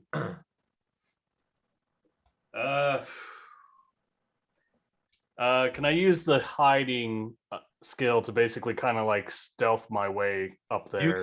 You can make a roll. It would be a opposed roll against the raptor, so go ahead. Against the juggernaut raptor. Okay. So go ahead, give me a roll. Tell me how much you make. What's your bonus? Is it 20%? Yeah, 20%. Yeah, just tell me what you rolled. I'm not going to tell you the others. I rolled a 52. A 52. Yeah. Okay. So are you basically going to around the corner with the gun ready type thing? Well, so Or do you basically, actually want to go through one of the other rooms and try and come out behind it? no, it's more just trying to get around to see it if it's still there. Okay. And Lillian, you'll note that Larson has stopped moving forward. He has no problem letting this Marco Gomez take all the danger. What are you doing? You going forward with Marco, or are you staying with Larson? Yeah, I assume this is like an L-shaped corner and Yep, not a that's right. T-shaped corner. Yep. Okay. Yeah, no, I'm gonna kind of swing out just a little bit wider, also trying to be as stealthy, but if I have to draw down range, I don't want to have Marco right in my sight. So I'm gonna just swing So out the- a little wider on the corner. So the two of you pop out and you see Wraith or subject BR002. It gives a hiss. You see that it has, of course, unfortunately dined on poor Pusa. It gives a sharp hiss. The actual shipping container door is partially open, and it just leaps and kind of slides under the doors and out of the facility. If you feel like taking, if you think that if you want to take it's up to you how you react. You can take a shot at it if you want, or you can just let it go. Is it popping out towards me or No, away? it's fleeing the building. It's going outside. Outside, Slipping Okay. under the shipping container door. Or I'll- you could just hit the button and close the door too. It's Absolutely. like a garage door. Yeah. Yes, that option, please. Oh, or Scarlet, you could hit it from where you are too. I feel like if Scarlet can cut off its escape, You won't be able to prevent it from getting out. You could just close the door after it gets out. okay. I normally Yeah. I was going to give some roles in this, but I feel Tyrant has kind of empowered me to be a little bit, I don't know. Bring it back for end game. So the one thing that Tyrant is going to help this Velociraptor do. It's get out the door. So you can, I will let Thanks, you take Ty. a shot at it, or you can just close the door, ensuring that it doesn't come back in. I'll take a. Yeah, go ahead. I was gonna say I'll let y'all make that call. Well, for Marco, he's probably going to take the shot because he's right there. Okay. So Yep. when he sees this thing, he'll probably. So it's fast. Because it has. So how this game works is that no named NPCs do not get dodges, but this Velociraptor has a name. So, but you can't take the shot. Your odds are only 30% because it's fast. So 30% plus your firearms. Okay. But it will get a chance to dodge that. All right. If you hit. Do not hit. So the shots ring out, they slam into the door, the Velociraptor slides under, giving a goodbye hiss as its tail disappears. Its little middle claw comes up. That's right. gives you the claw finger as it goes. All right. And do you close the door? You were going to Lillian? I'm not gonna shoot just because Marco is ahead of me. So like it's very much like it comes around, it happens, he shoots, door closes. Yep. I assume Scarlett's lowering it. Yeah. At which point my focus is gonna be securing this place, making sure that there's no other whatever that was. Look around, doesn't appear to be. You do see its containment cell. When the power rebooted, the lock temporarily unlocked and re-engaged. The first thing that impresses you is this thing opened the door. So the sound of the lock recycling, it knew to essentially push the door open and it escaped. I will see that and say, clever girl. Awesome. There are, of course, all kinds of warning labels on the door that say, do not open under any circumstance, extremely dangerous, type thing. Meanwhile, back in the, so you've secured the area. Muldoon's Okay, I'll head back to the room. So unfortunately, Rubio and Pusa are dead. That's why I had so many NPCs, because I figured they wouldn't last. So when you make back to the room, Muldoon looks at you, Lillian, he goes, or he looks at you first, Rubio, goes, are we secure, Mr. Gomez? The Raptor escaped the outside door there is secure, but the facility itself, I would say, isn't as secure as we need it Well, to then be. we will be on our best behavior, or we'll be as alert as possible and try and get out of here as soon as we can. He'll turn to you, Scarlett. He goes, actually, you know what? He won't turn to you. He'll turn to you, Lillian, and he goes, Miss Bruce, I believe it's time. And he goes, this is Muldoon. It's time.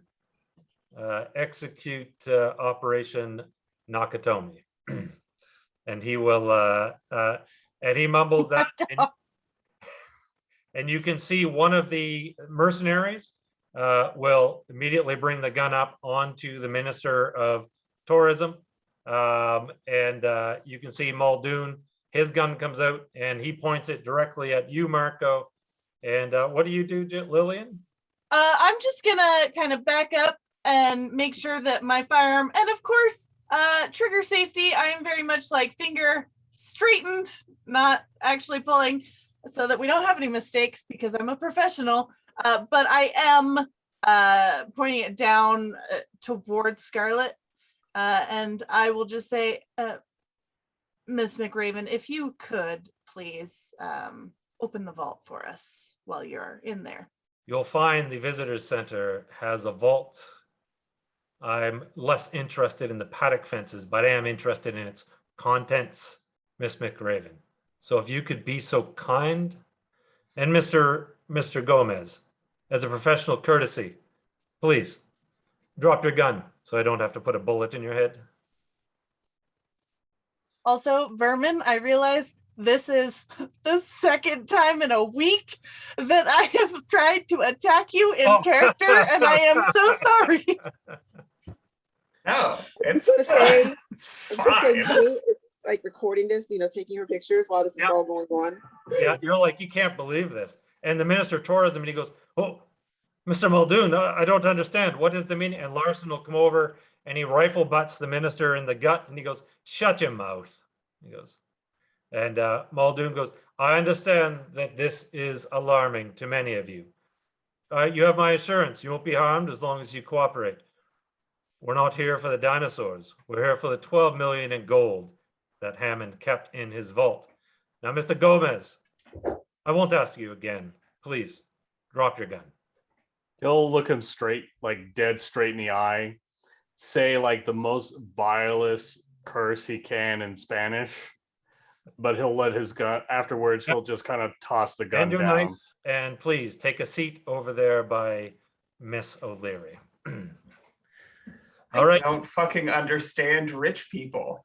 12 million in gold It's on a 1993. theme park island. It's 1993. Well, He likes to swim in it. Hammond spared no expense. And if you recall in the movie, he had a lot of people digging in mines and he had a lot of deals, a lot of companies digging in mines. And hard currency is one of the ways to pay it, not cash, but gold. So he had 12 million in gold in the vault here on the island. And Muldoon wants it.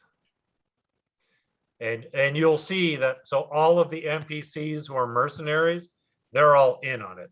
The biologist, the veterinarian, they all taking a seat. And of course, our one and only Lillian Bruce is holding a gun to your head. And he goes, now, Miss McRaven, can you open that vault or not? Do I get a cut? He goes, if that motivates you, then yes. Okay. What? I don't. So Marco, what were you when she says that? He's like, welcome to the team. And Marco, what are you doing? Hold on, really quick. He does not negotiate or anything. He just says, welcome to the team. You know that this has been you've been discussed. You know whether or not he. Yeah, no, Yeah.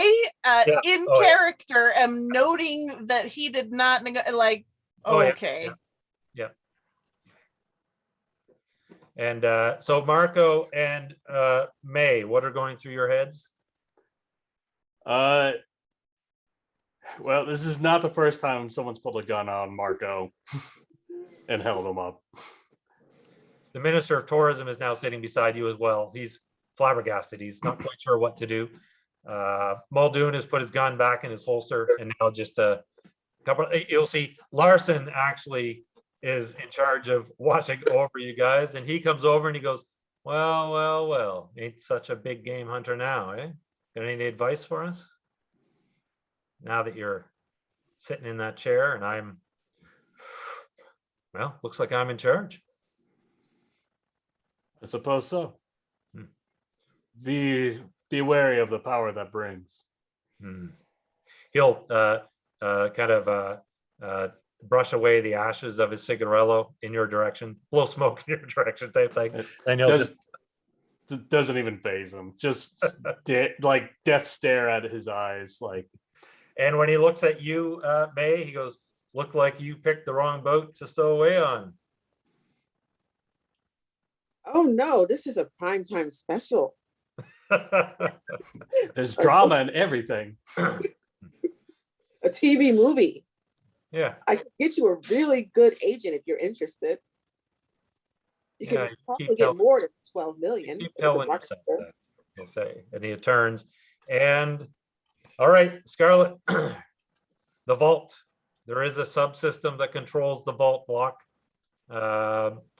Are you going to legitimately try and open it?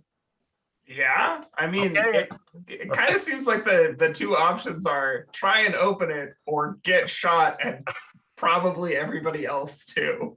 Okay. GM, with my particular knowledge, I would like to pay particular Oh, this is not- attention Yep. Yep, for to sure. what she is doing to make Yep. sure that she is not setting up anything sketchy or trying to do anything additional, that she is just doing what she is supposed to. Okay. So go ahead. You're going to have to make a roll on your technical or knowledge. It's either one. Actually, knowledge would probably make more sense in this case because it's programming code. So yeah, Nedry, he's made a bit of everything is kind of a half-ass job. So to open this vault, your odds are only 30%, so you're going to have a 60% chance to do it on the kind of the first try type thing. And as she like dives into this, she's like, does this guy do anything right? Has this man ever heard of a for loop? It's bad. It's an 85. So you're starting to go at it. There's a lot of bugs in the system. You're starting to go at, and Muldoon goes, what's taking so long? The jackass who programmed it is not good at his job, or wasn't good at his job. He looks towards you, Lillian, and he's like, Checks out. try again. 70, which if I'm at 60% is still no good. So you're kind of programming at Muldoon is getting kind of frustrated, and he turns towards you, Lillian, and he goes, blow it. All right. Looks like, Miss McKnight, your usefulness has come to an end. Would you I wouldn't say that. Would you care to make one final attempt? Yeah, I mean, I do. I just keep working.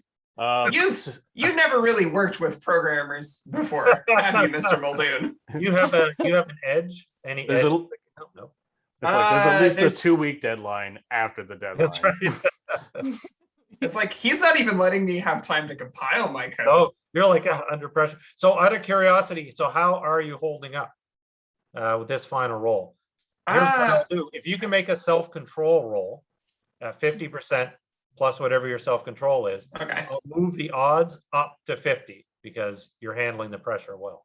Yeah, I think she's trying to keep calm. Like obviously there's literally a gun to her head, but like yeah, there's been pressures in her career. That's a 56, and you said that was 60. Oh yeah. So what's your self-control bonus? 20. So Okay, yeah, my so high end you're is 70. smooth. In fact, I'll let that. You don't need to make another roll. You just kind of so There's this anything that moment. Scarlett does in particular, that she have a little kind of tell or something like that, something that she does to get herself into the zone. She starts like as she's like looking through the code, she's like tapping a pen on the top to some sort of like heavy metal drum beat that she's replaying in her head, and she's like, ha ha! And then she uses the pen to like hit delete on a couple of lines and then hit enter. And all of a sudden, Lillian, as you're watching, the indicator goes from red to green. What was the line there? Oh, and Muldoon, you can hear him whisper under his breath. He's like, "Merry Christmas." As he turns to you, Wrong- he goes, The wrong movie franchise. Wrong movie. That's right. He goes, get our guests ready, Mr. Larson. We have some gold to inspect. Lillian, with me. So he'll head, the vault is not too far off the control room. You can head over and, I'll move you to the vault. As you're walking in, you can see the door is swinging open, and beautiful, beautiful gold bars are on the inside. A smile creeps across Muldoon's face as he picks ones up, and he goes, "This makes it all worth it." He'll toss you one. They're 1 kilogram gold bars. There's I will 200. catch it with my offhand. Yep. And Payday. he goes, "Yes, indeed." He goes, 250 of them, $50,000 a piece. We're rich. All thanks to InGen. And he starts to look at it. Larson comes over towards you, Marco and May, and he hands you each a harness that has pouches on it. He goes, guess what? You're pack mules. He goes, put these on. Let's go. Okay, so just so I know, how many mercenaries are in the room currently? You'll note that there are three, Mia, Larson, and Xavier. Can Okay. I continue typing away on the keyboard? And you can see Mia comes over and she drops a harness down on your desk as well. And she's like, everybody's carrying gold, sweetheart. That's not a problem. Just let me finish this up. I want to make sure that the fences that can turn on are turned on. So the idea That's not is what I'm everybody- doing. Oh, okay. Everybody is being given a harness, and each person is going to have to carry 25 of these 1 kilogram gold bars inserted into the pockets. So manageable, not overly heavy, but manageable. So Marco, you and the Minister of Tourism and the veterinarian, you're in May. All right, get up. Let's go. Time to load you up. You're basically going to be taken, unless you do something, you're going to be taken to the vault where they're going to load up your harnesses with gold. While they're distracted giving harnesses to other people, I'm gonna turn towards May. Yep. And I'll just whisper in a low tone to her and say, can you distract them?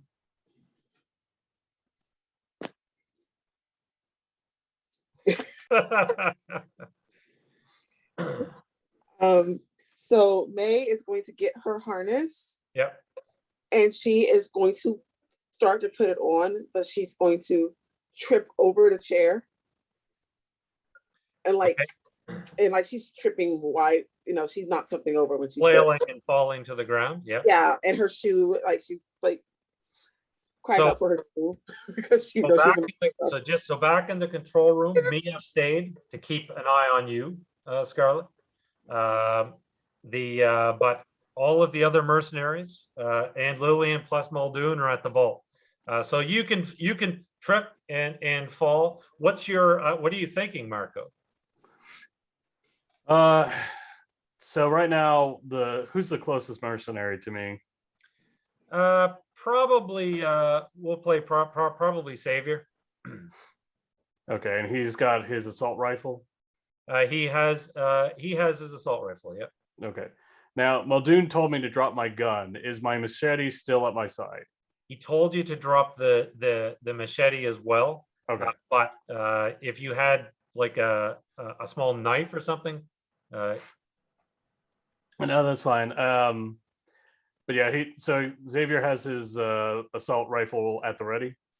So as soon as soon as you're kind of you're looking at Xavier, you're reaching for the knife. You can hear in the distance a bleeding of a dinosaur, almost like a and you recognize it. I'm not doing a very good dinosaur impression, but you recognize it. It's the baby brachiosaur, but it sounds the one that you met, but it sounds like it's in trouble or afraid. So it's kind of you can kind of hear it in the distance because again, the rotunda is compromised. Even the control room is compromised. Yeah. So you can hear this. So momentarily, you can you're reaching for your knife, and as you're about to make your move, what? I'm gonna stop at that. You hear the baby brachiosaur. Scarlett, as you're on your computer, you can see it runs right through the opening in the rotunda, and it's kind of crying out for its mother, which you guys are now kind of been de facto adopted. All of a sudden, others start to hear that low thud, and Larson goes, "What's that noise?" It seems like the responsibility of leadership is here for you. He kind of gives you a quizzical look. And Scarlett, are you doing anything? But there's outside cameras. As soon as you can see the baby is now off the camera. It's in the rotunda. But as soon as where is our baby?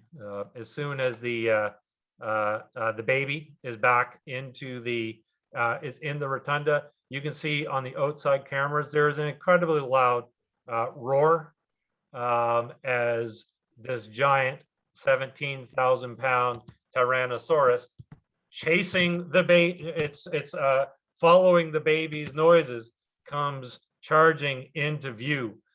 It comes charging towards the rotunda. It doesn't even notice the Humvees as it literally just blasts them out of the way. They just go rolling over onto their sides. It kind of gets annoyed at them and kind of grabs one with its teeth and literally kind of picks it up and tosses it where it tumbles and rolls. And it is entering the rotunda. As the baby comes charging, the baby smells and comes charging down the hallway into the control room. It's just, it's big, kind of big enough, like, "Mah, mah." And what's everybody doing as the Tyrannosaur gives a roar and it's going to try and follow? I have a question. I have an edge. Oh, okay. It's Nancy Drew intuition. Yep. And do I see any way out of this? Any way I can like? There would be an air vent that's open. With your Nancy Drew intuition, yeah. So everybody is. So the people are, gripping the gun. They're not paying attention to you. There's a couple of things you could do. One is there are, as Marco pointed out, there are air vents. This vault is quite secure. There's no way that a Tyrannosaur could get into it. So you could jump in the vault and close the door. But other than that, those are your two main options. Muldoon just cries out. He's like, firing perimeter. Drive it off. May is going to go for the vent.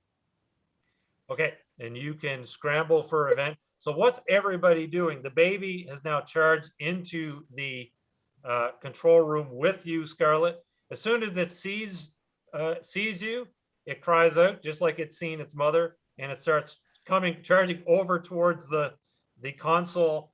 You can see that Mia is now completely distracted by the dinosaur, but she clicks her safety off and swings her gun towards the baby brachiosaur. Nothing immediately is happening in the vault. The vault is on the other side of the control room. So what are you doing? Scarlett, it's up to you first.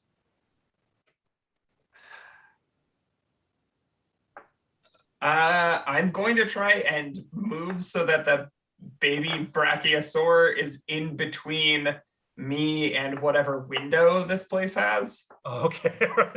You're using it as a shield? I'm also just trying to make sure it's not near the computer. Like, I don't want it to destroy the computer because I still have something to do. You know what? It's very clumsy. So if you want to kind of corral it, or hey, over here, give me a persuasion or a charm roll if you have any bonus in that. Yeah, normal. 50%. Yep. Okay. 47. We're good. You can split it off, and as soon as the Tyrannosaur enters the rotunda, you can hear the crash. Marco, you can tell me what you do with it, but Muldoon looks at you and throws you your gun back. He'll take it and pick up his machete. Okay. Wait, you said Muldoon gives it back to me? Muldoon gives it. Wasn't he in the vault? Oh, you're not. Sorry, I thought you went to the vault. But no, I may have got ahead of myself. Are we still in the control room, or did they march us to the vault? I had in my mind they had marched you to the vault to load you up with gold. Okay. Yeah. That's fine if we're in the vault. Yeah. So he'll throw the gun at you, and say, enemy of my enemy, right? For now. But we All will right. have a conversation after this. The control room wall just collapses as the Tyrannosaur just comes through it. Nothing's really stopping him. The baby cries out in fear, and Mia, a round from her gun goes off before the Tyrannosaur essentially swallows her whole. Scarlett, what are you doing? The baby now runs. The baby's running now. He's like, ah! And he starts running towards the vault. How am I going to stop a baby brachiosaur? I'm going to let that happen. So it just I don't runs have- off. The I don't have a Tyrannosaur gun. swallows- I don't have anything.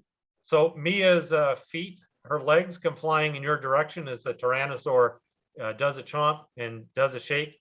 What are you doing? It's now looking at you. I'm hiding. Okay, give me a hide roll, please. You got it. That's a 70. A 70. What's your hiding skill? Only 10. Only 10. So you So- scramble under a desk, and the Tyrannosaurus steps forward, swings its head, and the desk is just gone. It just flips out of the way, and you're now looking up to it.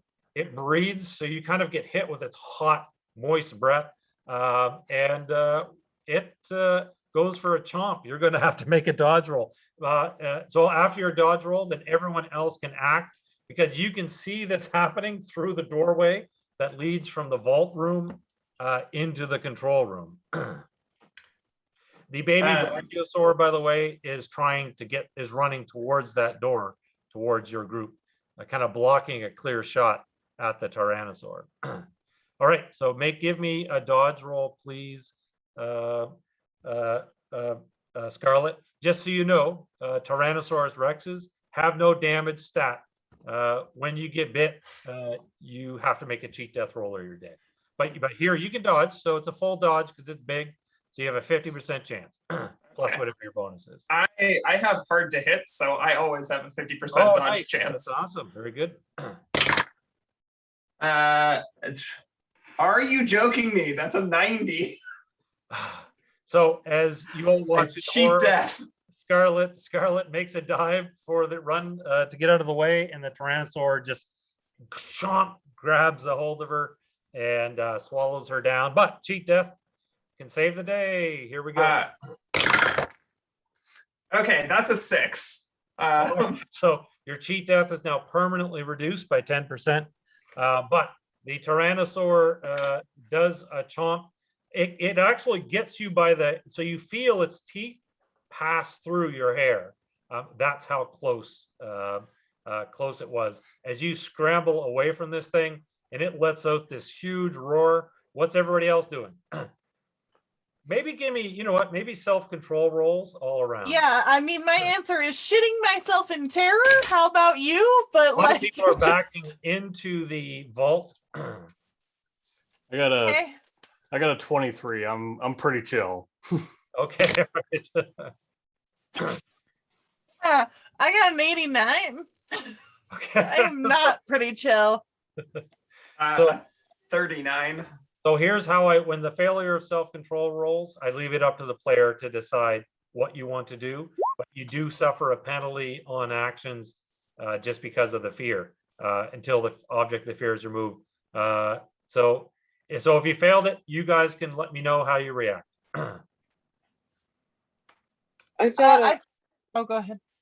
I got 45, but I put a 10 in that. Yeah, that's a good one. That's a good one. So you have a 60% chance. So you hold your self-control and you're going into the vent, right? That you're Yeah. trying to get out. Yep. Most, like the Minister of Tourism, Mercenary, most of them are falling back into the vault. Muldoon is standing there, and I'm assuming, Marco, you're standing there. Larson is standing there. Are you going to open fire? So I would say because of my lack of self-control, I am going to completely forget my training for a minute and just drop my hands like off of the weapon and just kind of stand there in shock. And then it'll take me a minute to bring my rifle back up Okay. and get on So site. you're just kind of stunned for a moment as you're fumbling for your gear. I would say if I roll to attack or something, I do it with Yeah, this. your mind basically, and when you fail your self-control roll, actions are at -20%. So, Oh, okay. but it's up to, so Marco, you see the baby dinosaur trying to get into the vault room, and it can fit. You see Scarlet scrambling across, going from one desk to the other, as this Tyrannosaur is just tossing desks and chomping.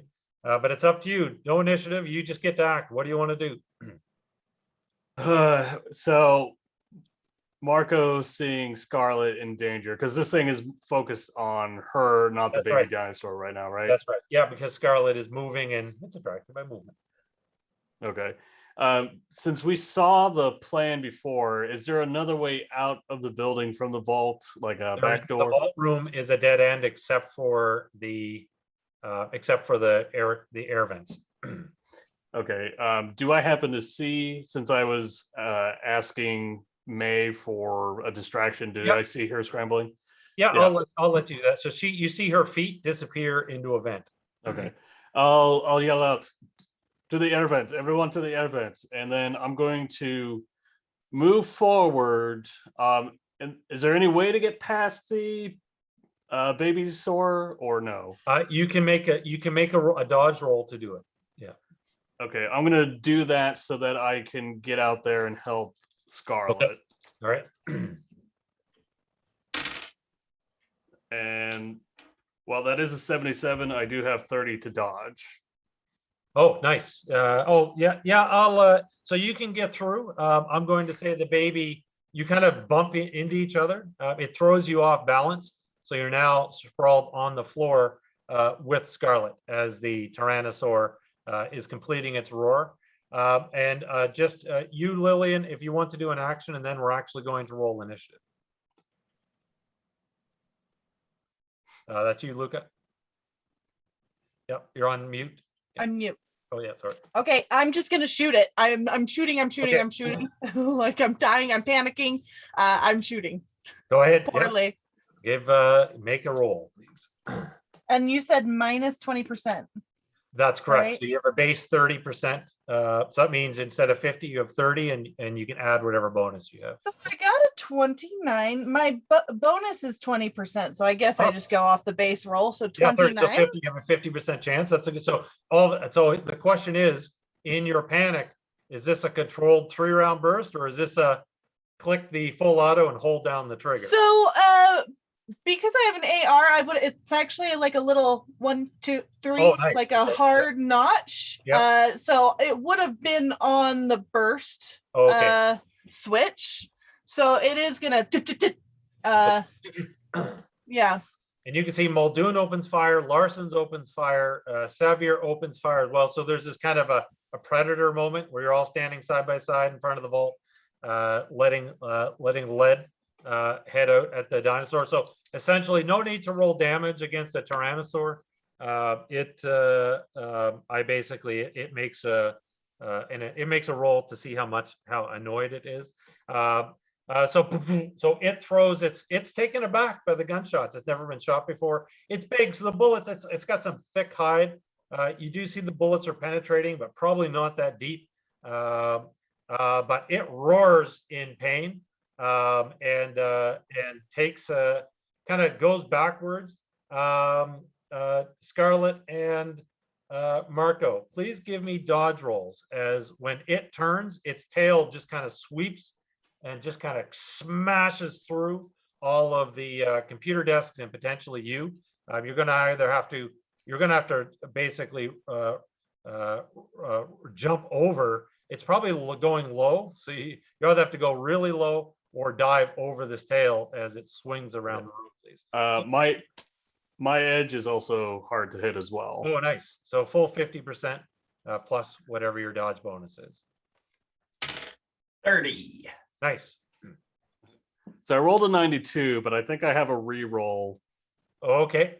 Yeah, you do. Yeah. Go So we're gonna re-roll that. Thank you, chat. All right, that is a 48. So you both dodge the tail as it literally just smashes. Nedry's desk is now gone. It's even more of a mess than it was before, if that's possible. Actually, it's cleaner. It's good. Yeah, that's right.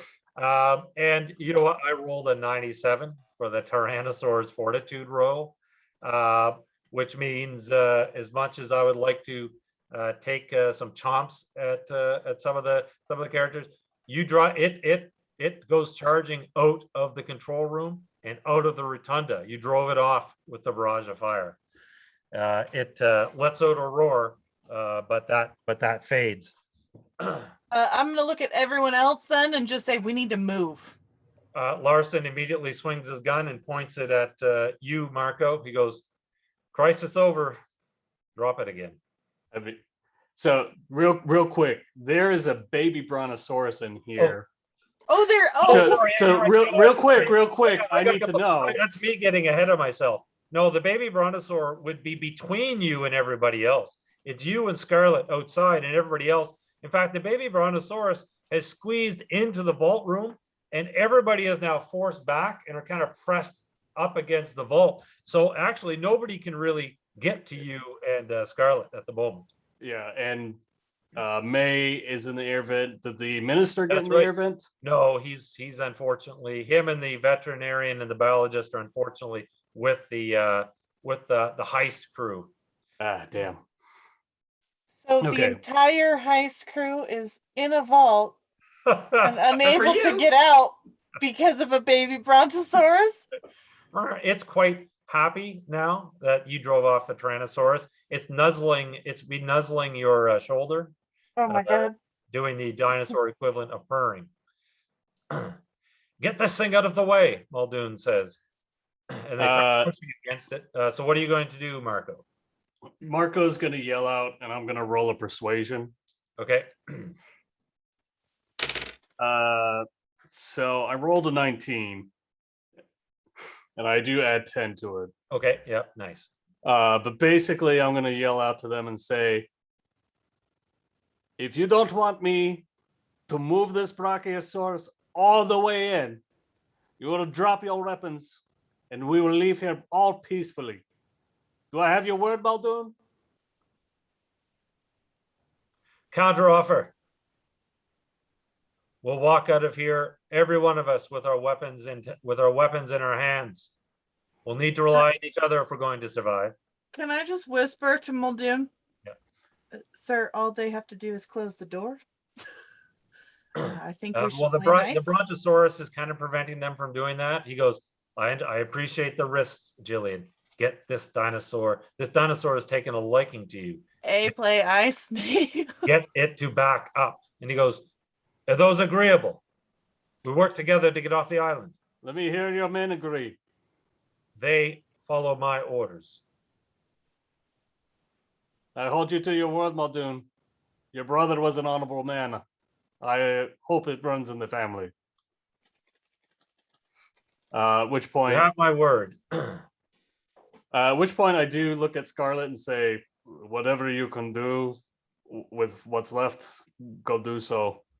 And then I'll try to help back the baby back. Okay. And What you can. Can I do with what's left? I'm just saying, like, you have free range of whatever. So, Lillian, you can help push the Brontosaurus back? Yeah, I'm gonna put up my hands and just kind of walk toward I'm very uncomfortable doing this though, but I'm absolutely gonna do it. And and once it's backed out, it turns around, and as soon as it it kind of goes up to each and every one of you. It's quite happy. And as soon as it goes up to you, Marco, it will just kind of sniff you, and it will give you a nice big lick with its rough, sloppy tongue. Aye, ándale. And Vámonos. And you're trying to shoo it off. It doesn't seem. It doesn't seem. I'm leading it outside at least to the rotunda. Yep. And it will kind of wander. It will wander off. It will. And as you're in the rotunda, so you come back, they'll look and go, "What happened to the reporter?" And May, where? So you're like, So you can come out of the vent somewhere else in the facility. You're kind of not sure where you're at. The sound of gunfire has stopped and you don't hear the Tyrannosaurus anymore. Is there any way that I could do like an observation roll to see if I'm safe to get out or if I'm close to outside? When you say get out, do you mean to leave the building or just leave this area of the building? Do you want to go outside? I just want to be somewhere where I'm not going to like immediately get attacked by a dinosaur or by You're safe right here in the facility. You figure you're pretty safe right now. But if you're not sure about leaving the building. I mean, I would assume she would have heard the conversation of between Muldoon and Oh yeah, Marco. because you were yelling. Yeah. You're right. You might have heard that. Yeah, you would have overheard that they've come to some type of an agreement. And Muldoon will actually yell out, "Reporter, can you hear me? Same deal goes for you. We all get out of here alive. Just come out." She will. Does he sound like he's like not lying? You can you can make give me an observation roll. Oh no, you know what? Not an observation, an investigation. Do you have any? What do you have in investigation? A 20. Yeah, so you have a 70. So roll. You have a 70% chance to kind of do an insight check on him.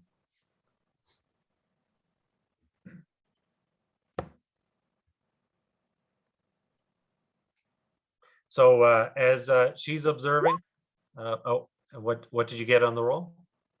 30. 30. He seems pretty sincere, although it might be, as trustworthy as you can get, I guess. Yeah. Okay, then I'll. Yep. You then come I'll up exit the vent. and you can see that Lillian, sorry, you notice that Larson is not pleased with this arrangement, but he's given Muldoon a look, but he doesn't necessarily, but he doesn't do anything. So everybody is now assembled, and Scarlet, the system is trashed. But Muldoon goes, "All right, we are leaving the island via a helicopter pad. Unfortunately, the Humvees have been totaled, so we're going to have to go on foot. I'm not leaving the gold, so you're all going to be wearing harnesses." He looks towards you, Marco, to see whether you have anything to say about it. The gold will only weigh us down. It is a long walk, and night will be upon us soon. Well then, looks like our deal is off. He levels his. Larson swings his gun in your direction, and he goes, "Wear harness, by choice or by force. That's up to you. We're not leaving the gold." Where's the baby Brontosaurus or He Brachiosaurus? wandered outside. Oh, so we can't You load hear the cooing in gold. the distance. We can't load the gold onto him. Oh yeah, that's a great idea. You could have loaded him up, used him as a mule, but he has actually wandered off. So this is as far as your word goes, Muldoon? He goes, Not even out the front door? "I'm not leaving the gold. That's why Yeah. we're here." You can carry your gold. You can see Larson. So Lillian, you think Larson might actually be going to shoot this guy. You can see his fingers twitching on the gun, and Muldoon goes, "Everyone wears a harness, including me. That's the deal." And he throws one on the ground in front of you, and he puts one on. Everybody's got. Let's see, what is that? Everybody is wearing 25 bars times $50,000. Jeez. I feel like out of character, Yep. Lillian is very much calculating in her mind her chances of survival with this guy who clearly, even faced with what just happened, he's like, "Yes, the gold." And it's just okay. And while she very much wanted to pull her gun on him to get him to just drop it and let's get out of here alive. Calculating her chances, there's still all the other mercenaries here and Larson right there. So I feel like it's still there's you, Larson, one other mercenary, which is Savior and Muldoon.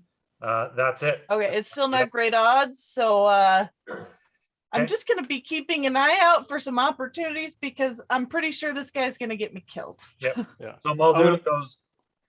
He I'm goes. gonna Yep. Sorry. Go ahead. well, I'm going to reply back to Muldoon's doing his thing. It says, right now, we are many miles from the boat.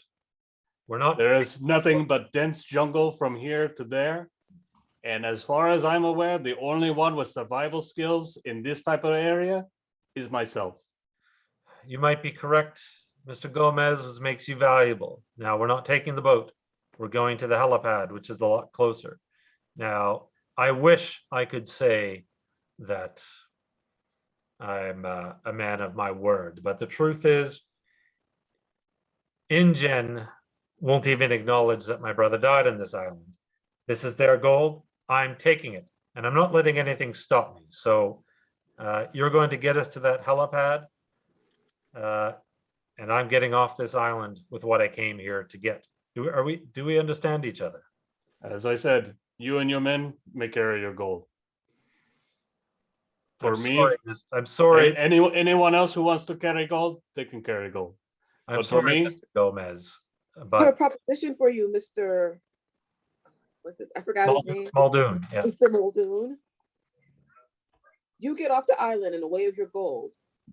I leaked the story about your brother and what happened here on Isla Nubar. You can do whatever you want, Miss O'Leary, but it won't bring my brother back.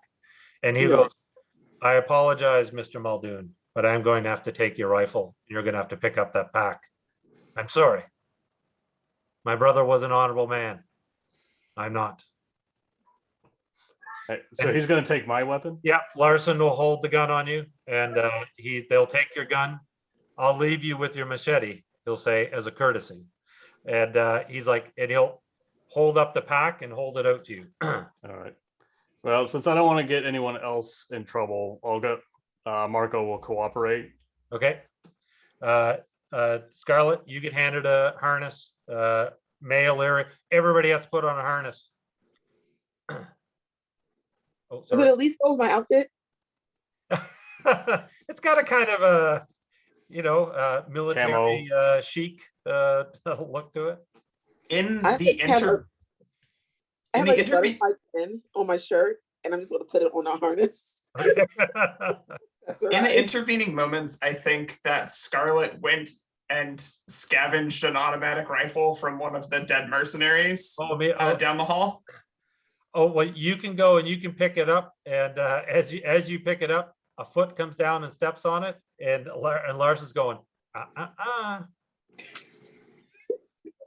So let me get this straight. You'd rather have one, and I count the number of people here, 1/8 of your gold attached to somebody who can't defend herself?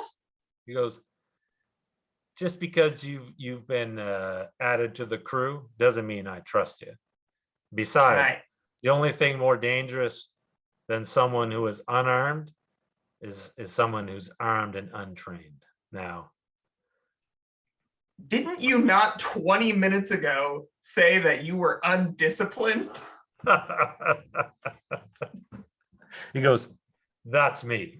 He says, so he'll haul you up, hand you the harness. She does have firearms training. Oh, she does. Okay. Yeah. Minimal. She's not like a commando, but like he looks towards Muldoon. Muldoon looks towards you, Lillian, because you were driving in the Humvee with her. He goes, can we trust her? Yes, I think so. All right. She didn't try anything with the computer when she had the chance. All right. Larson kicks the gun up, hands it to you. All right, let's move out. Mr. Gomez, if you'd be so kind as to lead the way. All right. Oh, I guess I'm taking point. So you all have the 25 kilos of gold and you leave the visitor center and start hiking towards the helipad. The whole time, of course, what you're thinking probably, Marco, I mean, this is very unfortunate. You're kind of, you're at a distinct disadvantage, but you do have the knowledge of the area. But the thing that's on the thought that goes through your mind as you leave the visitor center and start walking along the road is Wraith, the Velociraptor that is out here somewhere. Yeah, the nearby. In your view, it's probably far more dangerous than perhaps the T-Rex, but might present an opportunity for you to get advantage. Well, I'm going to assume with the harness that there are some quick releases on it. There are, yep. Yeah, so he's just going to keep it in mind. And if he hears anything or sees anything, he's basically going to do a quick release of the gold so he's not weighed down. Okay, yeah. So you're trudging along. You'll walk for like 15 minutes. Every noise is kind of, what is that? Is that kind of disturbing? As you're heading towards the helipad. But it's hot, you're sweating. So what's going through this? So again, you don't encounter really anything. So what's going through everyone's mind as you're hiking along? Marco is just focused at this point because even though they're at gunpoint, his goal is to get these people out alive, or at the very least, all the non-mercenaries. Like if they die, but everyone else, yeah, that's his goal. I'm sensing very much a shift in the tides since we're down mercenaries. And I don't trust the decision-making processes of my boss anymore. However, I'm not going to outright do anything to lower my chances, but like if there is an opportunity to arise for me to try and play both sides of the field, I would like to try and get my 1911 to Marco. Okay, so you can wait for your moment. The moment hasn't quite come up, but you're like, okay, you're thinking about that as you're going along. Like I can switch teams, but I want that team armed. As you're walking, the Minister of Tourism is walking near you, and so is Larson,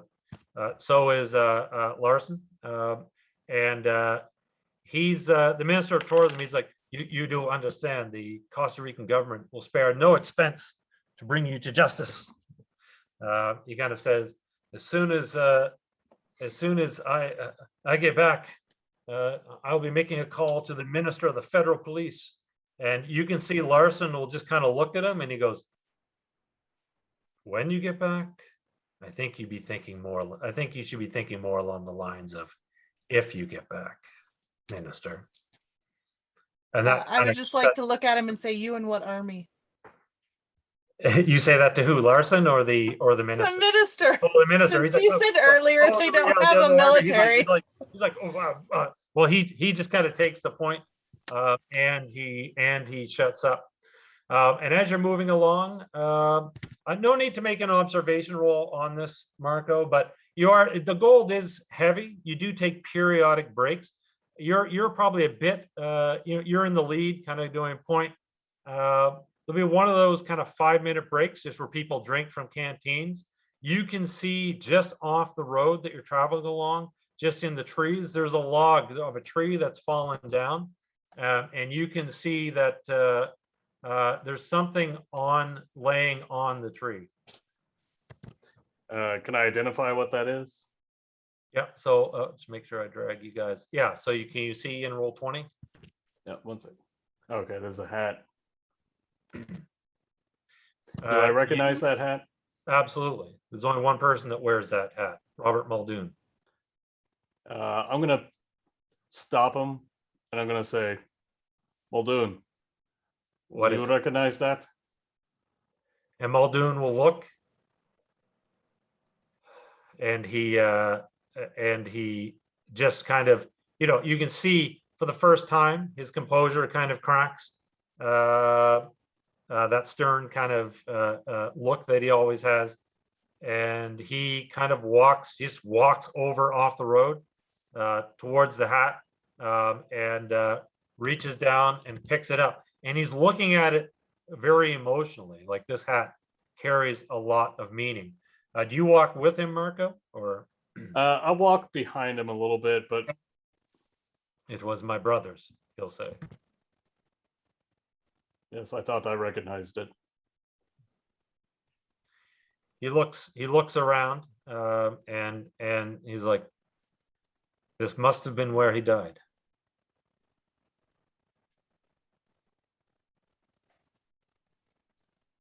So he turns to look at you. He's holding the hat. For despite everything that's going on, you have my condolences. He was a good man. How close are we to the visitor center right Yeah, now? you can see this. You're all just kind of waiting. You can see this and hear this exchange. How close are we to the visitor center right now? You're quite a piece. You're quite a piece away. You'd probably be like probably a mile away from it. Would there have been any kind of, since I worked for InGen, would there be any kind of like closure report from the people who escaped? Oh no. Nothing you would have seen. That was that's way above your pay grade, and they would not have included anything about that. But when you say that, can I ask you a question? You are sincere? Yes. Yep. Muldoon looks and he goes, "You're a good man, Marco. I'm sorry that you got caught up in this, but the Costa Rican government insisted that I bring you on board. There's nothing I could do." There's plenty you can do, but we are where we are. Indeed. Come, let us go. And as you are about to shoot, where am I at here now? As you're about to get underway, sorry, I just need to grab a picture. That you think you have everything prepared. Hey, Luca, you prep for absolutely everything, and you're like, It's never actually true. and you're like, Prep, and there's still something that You have can only not be prepped prepared for the unprepared. The only thing you can do is prep for nothing. Then you're ready for anything. Absolutely. All right. So as you're about to get underway, you hear what sounds. You all of a sudden hear crashing and snapping of twigs, like almost like it's a huge amount, not like one creature, but like many. As all of a sudden, you can see crashing through the jungle towards you, or about 30 of these monsters. Or not monsters, dinosaurs. These are the ones that you saw when you were at the East Docks. They're about the size of an ostrich, and they are panicked, and they're just like, they're just running, and they're coming straight for you, just like last time, Marco. But there's so many of them, and they're, the herd of them are quite widespread. There's no real way to run out of the way, so they're heading forward. However, Marco, I'm going to give you an observation roll, please, only because you've had some conversations with Muldoon. Okay. So I had 20 and I rolled a 55. Yeah, so it's good. So basically it's a 50 plus 20, so you have a 70% chance of Yep. success. You roll it. So these things come charging forward. They're squawking and yelping. They're obviously panicked and running. What you hear and you hear alone in kind of the distance behind them is the barking noise of a velociraptor hurting them. So all of a sudden they're crashing through. What's everybody going to do? Find a thick tree to stand behind. Okay, so Scarlett's going for a tree. Yeah, I mean, finding something to like some sort of cover or something to not get mowed down. There's no vents out here, so I can't do that again. Is it a tree like a really big inverted vent though? Okay. Yeah, so I guess I'll try to climb a tree since I can't find a nice comfy Okay, bench. so everybody give me dodge rolls. I Oh, I sorry. have one. Yep. I have one question. Yep. So I'm thinking about how badass I want to be right now. Okay. So we already discussed that Marco knows how to do quick release of the gold. Yeah, that's right. Yep. Can I quick release the gold, start running with the Gallimimus, and then whatever one is the one in the lead, can I jump onto like it's a horse running? Absolutely. Yeah, that's amazing. Yeah, for sure. All right. So the pack just starts running. People are running for trees, being knocked over. And all of a sudden, Marco just turns and starts running along with them. So give me, you know what? This is such a cool idea. I'm going to give you advantage on the roll, which means when you roll the die percent, you can pick whichever one goes first. So what's your athletics? 10. All right, so give me a roll, please, on the percentile dice. And again, you can pick whichever one goes first. Okay. Well, it was a 52, so I'm gonna reverse 20, that. Yep, so So 25. So you had a 60% chance of success. So all of a sudden, you leap up onto the leader of the pack, and you're just going to try to. So as this is happening, everybody's attention. You just kind of like everybody's attention is on this. Lillian, what you see is the dinos, the pack. They're just all running past, and all of a sudden, you're veering them off.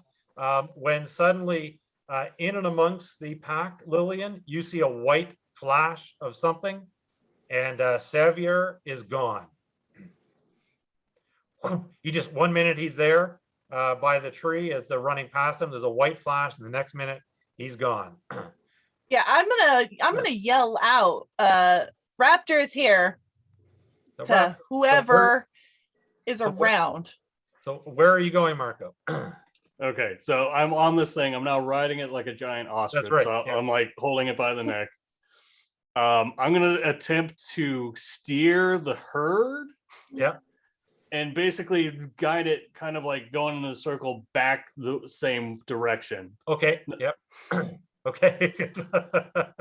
They run in a circle. They're coming back. Like this will probably take some time. Yeah. So they do a turn, and just after everybody kind of breathe a sigh of relief, the pack has left. All of a sudden, you hear the in the branches as it's turning around and coming back. Muldoon steps over to where Xavier was, but he's gone. He gives you a look, Lillian, and just, he's watching the trees. So Marco, they're coming back. What are you doing this time with them?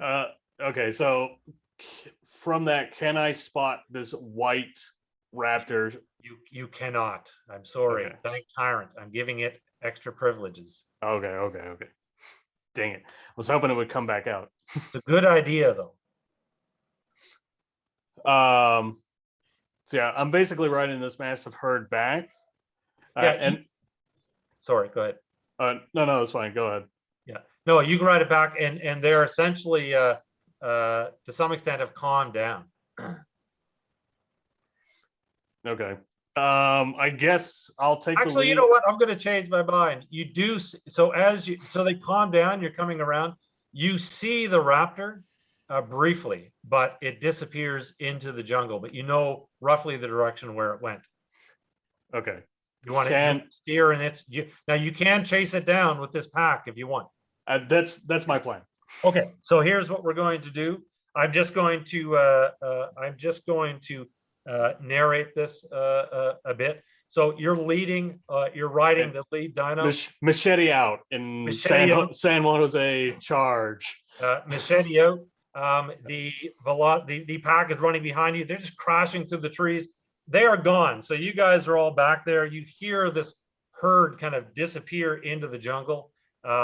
Everybody's kind of regrouped. May, you can climb out of the, you and Scarlett can climb out of the tree. And as you're running, suddenly there's a flash of white. And the next thing you know, the dino that you're riding has no head. It's essential, or its throat. It's just like all of a sudden the raptor is on you and the dino goes down and you go tumbling. However, give me an athletics roll, please. 36. A 36. Yeah, nice. So you land on your feet, come up with the machete in your hand, and as you're, I'll get rid of the herd just runs off, and all of a sudden the raptor comes slowly through the jungle out into view, staring directly at you, and it gives a bit of a purr hiss, and you can see it's carrying something in its mouth. It's Savier's M16, and it drops it. Gives Okay. another hiss and runs off. Like, is there like a connection between There me is, and the yep. raptor? It looks at you. It knows that you are a prisoner, perhaps just like it. It drops the M16 and then backs away slowly, hissing. Or probably more likely, it hates humans. It wants you to kill each other. It is. I will pick up the M16. Okay. And it disappears into the foliage. Now I'm away from the group at this point. That's right. Yeah. Yep. Okay. You're away from it. You'll have to walk back. Well, at this point, I'm basically going to kind of head back, but I'm going to use my survival skills as a big game hunter in the Amazon to track them, follow them, waiting for my opportunity. Okay, so you're going to let them, like, if you don't, you're not going to come back. You're going to stay away long enough that Muldoon has to get to that chopper, so they have to go. Mostly because if I come back and put a gun, we're Yep, at the that's same right. situation. The gun is covered in blood, and so in your mind, you're going, okay, one less mercenary. Hopefully it's Larson, but so after a while, Muldoon goes, we're not waiting any longer. We need to get to the helipad. He gives you, Lillian and Larson, you're the only two mercenaries left. Yeah. He gives you a look and he goes, let's get to that chopper. And you can see there is a genuine, he's genuinely saddened by the fact that Gomez is likely dead. The guy grew on him. Larson, however, just got a big old smile, and Larson goes, "Hey, found Gomez's pack. We still got the gold." And he kind of laughs. And Muldoon, he looks at the group and he goes, "I'll carry it." And he picks it up and puts it on his over his shoulders. And the group. So what's everybody thinking as you head out? You're leaving Marco behind. I mean, Marco's most likely dead. Yeah. I've still got my boss, or if he's not dead now, he will be soon. He's out alone in the jungle. Chances are, listen, I'm just crunching numbers in my head here. He's out there alone riding a Gallimimus. Machete out. I mean, I will admit his chances are higher than anyone else's would be out alone in the jungle. But I saw that T-Rex, so but also he's gone now. So while we're down one, the prisoners are also down one too. So it's just keeping on. Let's get to that chopper. Like, my goal is to get out. If I can get out with gold, great. Mostly want to get out with my life. Well, as you're walking, so the prisoners are kind of in front, and Larson is you and Larson are walking behind. Muldoon's in the lead, but Larson keeps the gun trained on him. He goes, "How you feeling about your split?"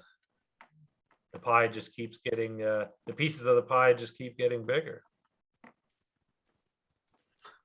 They do. You thinking about carving up a bigger slice for yourself? Are you making a proposition? Mostly asking what proposition You you're two are just talking propositioning. kind of in hushed, and he goes, these people aren't making it off the island, right? Yeah, they're also not getting any slice of the pie. No, but I'll do Muldoon. You you can handle the programmer and the reporter. You're gonna take care of Muldoon. He goes, it'll be a pleasure. Oh, the minister, but he'll be an afterthought. He's no threat. All right. Go ahead then. I accept. All right, give me, he's trying to do a read on you. So I have a deceit of 30 oh, okay. All right. You liar. Give because me a I prepared for this eventuality. So I honestly thought I'd be lying to Vermin or Oh, someone. okay, but, awesome. Okay, a 35. Nice. He gives you a wink, lights a cigarillo. So anything going through the minds of or the mind of May O'Leary or Scarlett McRaven as you're walking along?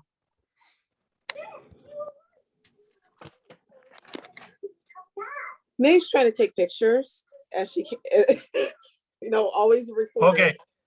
Nobody seems to care anymore, but yeah, you can be taking pictures. The Minister of Tourism is walking beside you. He's quite rattled, but as you can see, Larson appears to be pretty calm, but Muldoon, he's determined. I mean, and in fact, you can you hope that the helicopter is nearby. Yeah, I'm not so sure that it's nearby, but I'm still getting my story. What about you, Scarlett? Any thoughts? Scarlett is at this point just waiting for things to go pear-shaped again. Yeah. And definitely upset that she did not think to bring more cigarettes because she is out. Sounds good. She's not going to ask Larson. No, cigarillos? Never.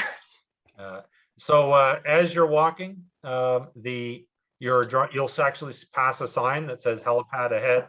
Larson gives you a look and he'll say, there's going to be a little, he says, Muldoon, there's going to be a little surprise for Muldoon. Just know that everything's okay.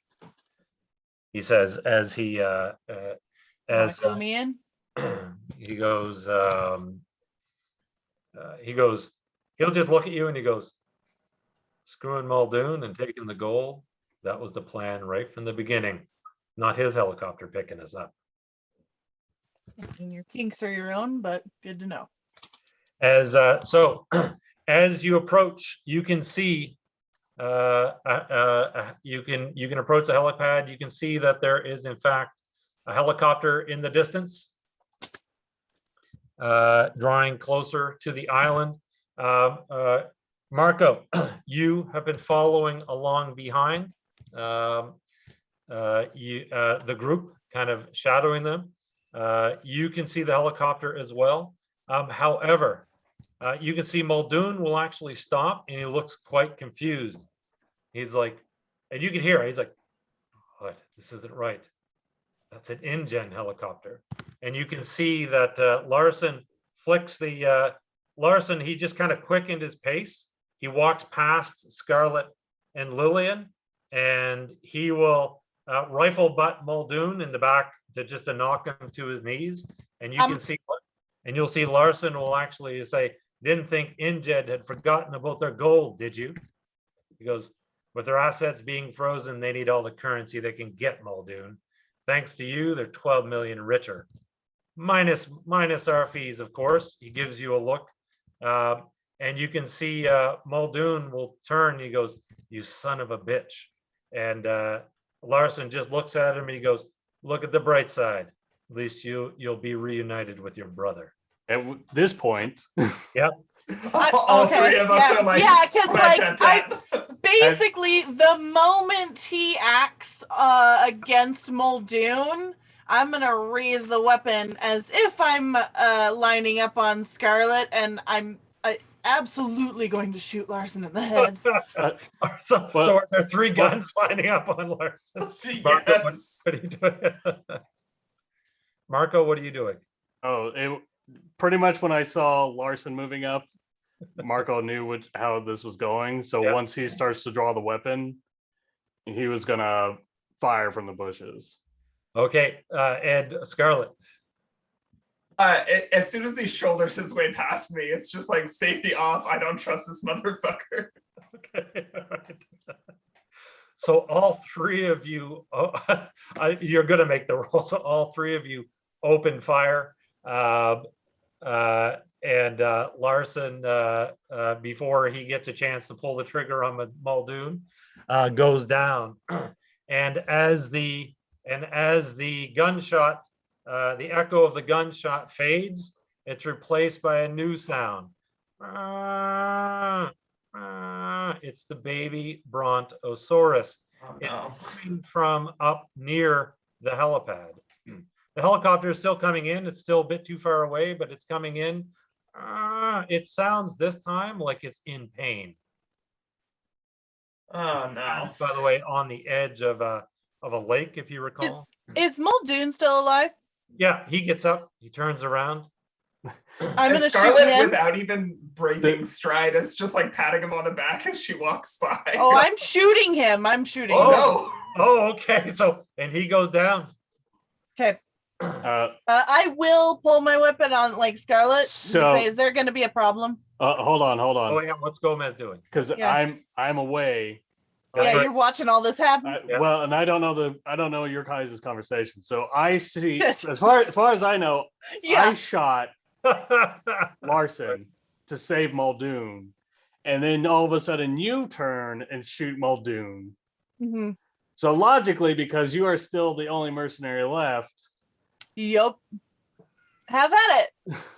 I mean, sorry, yeah, you're watching it all happen. 100%. like if you didn't shoot Muldoon, I probably wouldn't have shot you. But So yeah, as I'm like turning to Scarlet and saying, "We gonna have a problem?"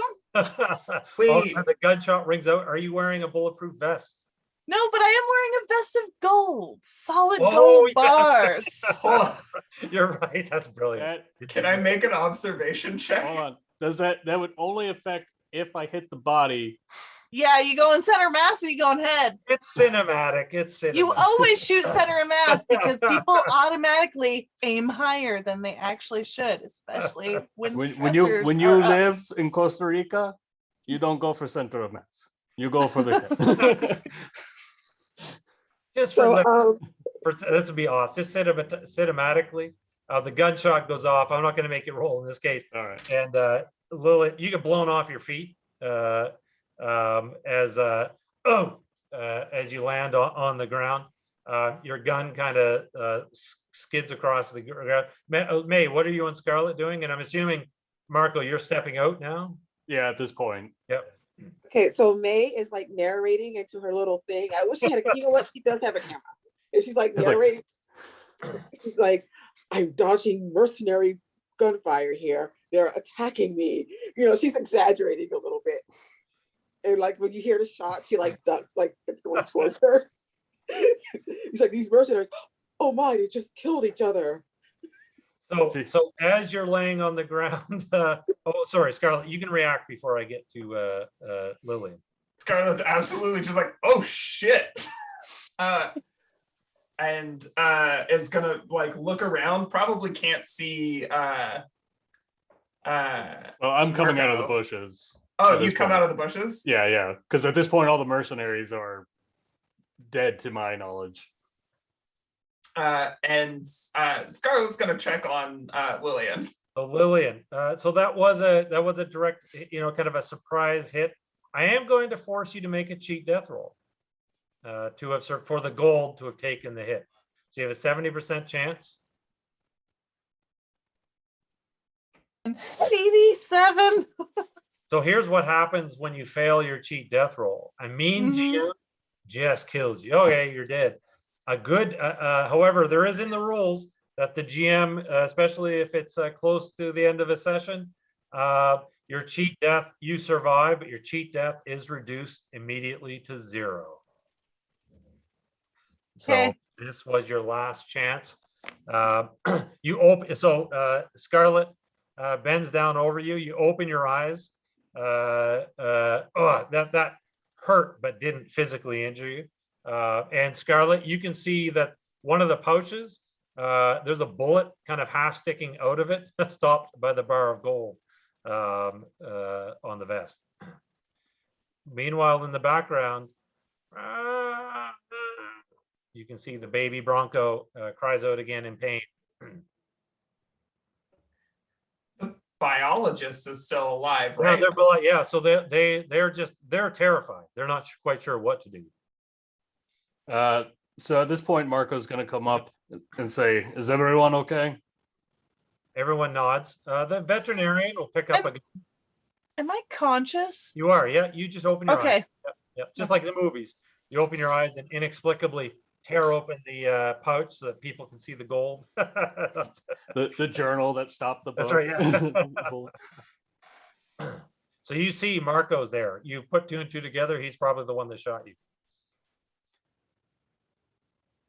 Okay, I'm gonna just sit up carefully, slowly, Yeah. with Sees her getting up, has the gun up. Excuse me. And, I look at her and say, "Now we're not going to have any problems, are we?" no problems. Okay. Can I stand up? No gun. Stand up. I Come on. We need to catch this helicopter. The helicopter is coming in. As you, so you've completely disarmed Lillian. I mean, but I've got her gun. Okay. Yep. And the I other do gun. have a 1911 on my hip as well as a big bush knife, but Pretty much you're going in front though. yeah. Okay. If they're doing that, I'm now going to try and figure out where that baby Brontosaurus is. Yeah, it's over near the helicopter paddock. And as you start moving towards it, you can see that it's laying down. It's actually being held down by the neck as something white has its jaws around its neck. And as soon as you come into view, the baby Brontosaur lets out another moan. This thing is literally using it to call out as bait, the Velociraptor. And in answer to the Brontosaurus's call, you hear the thud, thud, thud of footsteps as crunching of trees behind you, and a huge roar as the Tyrannosaurus. Why would the Velociraptor do the dirty work when it can get a Tyrannosaurus Rex to do it? A huge roar as the Tyrannosaur comes charging through the undergrowth towards you guys, and as soon as the Tyrannosaurus appears, the Velociraptor lets go of baby Brontosaurus and is diving into the water. Like, job done. You got you guys eaten. So the Tyrannosaurus just comes charging through the thing. There's so many meals for it to chomp on. The helicopter, you see the helicopter is coming in, but the pilot's eyes are going wide. What are you guys doing? So the T-Rex is charging us at this time? It's charging directly for you at full 32 miles an hour. So I can dodge, right? Yep. So what's everybody doing as the Tyrannosaurus is charging? You're gonna I'd like dodge. to get out of the way and shoot in that order. Okay. I feel like I'm gonna drop just as fast as I can, Okay. flat in the grass.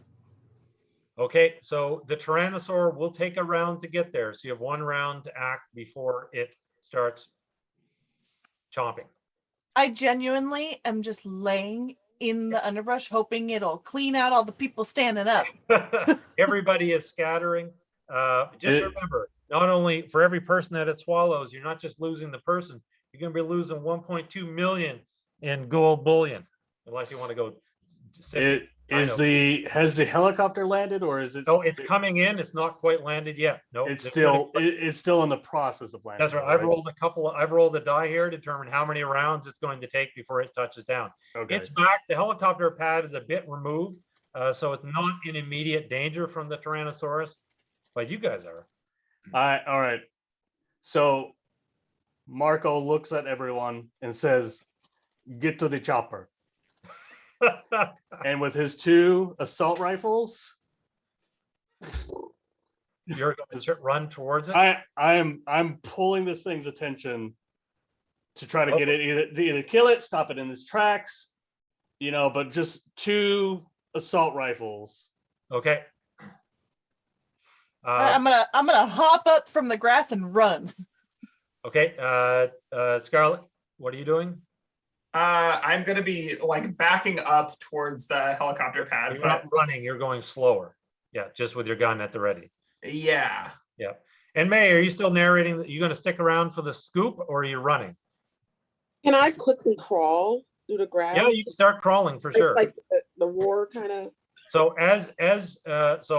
we will get you to make your roll, Marco, to open fire. The odds to hit it, I mean, it's 50%. I mean, it's a huge target as it comes charging forward. Those of you who are running, crawling, or moving at a jog towards the helicopter pad, the baby Brachiosaurus was near there. Now that the Velociraptor has let it go, it gets to its feet and it's now sees you quite happily. It thinks you saved it again. So Lillian, it's running directly you're running towards the chopper, it's running towards you. It's like one of those movies where there's a field and the 2 lovers are kind of running from either side. You're on one and the Brachiosaurus on the other. And then you meet in the middle and then it mows you over. It's like, rah, rah, as it's crying out.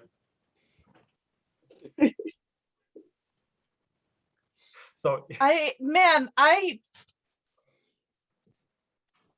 how close is the T-Rex? Like again, so here's a speeding T-Rex and a running baby Brontosaurus are both converging in a certain, It'll take it 1 round to chomp down Gomez, so he's gone, and then it's on you guys.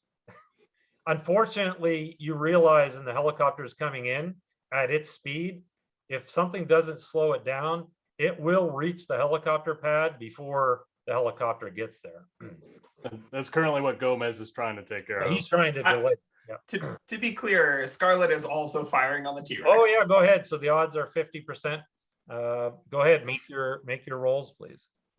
Question, because I know that you can fire multiple shots to get multiple attacks, correct? Oh yeah, so you can do 2 actions in a round by taking by lowering the odds by 20%. So normally you'd have a 50%. I'm assuming your guns is plus 30. It's actually 20. 20. So you'd have a 70% chance to take 1 shot or a 50% chance to take 2 shots. So both would be at 50. I got 2 guns. I'm gonna do 2 shots. Okay. Just spray and pray. Go ahead, make your 2 rolls. That's a 32 for the first. All right, and the second? 17. So rounds lash out, strafing the Tyrannosaurus T-Rex, kind of like King Kong getting strafed, and it lets out a roar, shakes its head, and it keeps coming. Sorry. I am going to turn, having this baby run at me. Yep. I am going to just turn as fast as I can and run straight for the T-Rex. Okay, all right. You're not. And my plan is, upon getting close, I am going to drop and roll, just presenting baby Brontosaurus for this thing. Baby, you're not gonna use baby. I absolutely am. It had its time on this earth. It shouldn't be back. I can't believe that. Its time is done. I thought for sure with the whole centillion thing, you'd be like, I'm keeping this thing, but this is Lillian. Oh, Lillian, all right. Okay. So but yeah, no, I am turning on a dime and I am running straight for the T-Rex, all right. just as fast as I can, and then I'm gonna just try and use my, I don't know, dodge roll. Yep, we'll get to it. So you start running and the baby's following you. Scarlett, how'd you do on that roll? Bad. 91. Oh, so the gunshots ring out. So essentially I am rolling here. I'm not having you guys roll damage because again, how I did the T-Rex is that guns kind of annoy it. Over time, you could bring it down, but I just make its fortitude roll each round, or for each attack, each time it's hit. And if it fails its fortitude roll, then it's essentially driven off. It is now initiative. Initiative is a die 10, which is I rolled a 7. No bonuses unless there's an edge which gives you a bonus, but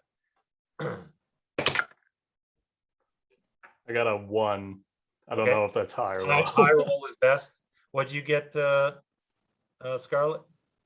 5. Okay, 5. May, what do you have? 7. That 10. Sorry? 7. Oh, now you always tied the T-Rex. And Lillian. I got a 4. Okay, so May. So what's going on is the T-Rex is now actively trying to bite, snap up Gomez. You see Scarlett to one side firing at it. And Lillian is running directly for you with a baby Brachiosaurus right on her heels. For me, Yeah, what are you going to do with this round? All this chaos is going on. The helicopter's coming in. roll out of the way. And Okay, keep- yeah. So you don't need to make a roll because you haven't been directly attacked, but you get out of Lillian's way as she comes charging past with the Brachiosaur. Unfortunately, the T-Rex it lunges forward at Gomez. It's going to take a bite here. 25 is going to be a hit. You can choose to dodge. Luckily, you took that edge because a T-Rex mouth is so big that it's harder to dodge. There is a very good reason why I picked harder to dodge. Hard to hit. So you get your odds are full 50% plus whatever your bonus is. 30%. 30%. Excellent. So it goes with its bite. Now the thing with some of the dinosaurs is they do get a secondary attack, which is that they miss with the bite, but just because they're moving, they literally just trample you as they go past. So I am going to require a second dodge roll here. Okay. Normally you'd have a penalty because you have to do a second dodge in the same round, but with your edge, I'm not allowed to lower it. All right. So for the first one with the bite is a 53. Yeah, that's good. You roll out of the way. Yeah. And then it's a 72, but again, I have an 80%. Oh yeah. Because I maxed out the dodge if I'm going to take that. Are you feat. wearing a hat? Yeah. So it gets your hat, but it actually gets your hat. You probably have a drawstring on it just like that. Well, that's probably your No, those are my headphones. But we have a drawstring on it. So momentarily you're lifted off the ground by your hat until snap, the string breaks and you kind of drop and roll away. All right, you guys are up. The T-Rex has gone. And Lillian you're still running, but Marco, you're going to keep firing? Oh, sorry. I think Scarlett got the higher roll here. Yeah, I got a 1. Yeah, so go ahead. I shoot. That's way better. That's a 26. Nice. I get more used to the rifle. I'm like, oh, like this. Okay. So it shakes its head. It actually takes a step back. It almost staggers a bit as you let a burst of gunfire into it, but it just it snorts and essentially now it's focused on you, but not till next round. Marco, you opening fire? Again, it's pretty tough. So unfortunately, I am making my fortitude rolls here. Yeah. Well, since it would have picked me up and I would have kind of fallen, I probably would have dropped the guns. So Marco's going to pull out his machete because you said it did stop in its tracks. Yeah. So he's going to pull out his machete and then hack at the back of its foot. Oh, nice. All right, make a roll.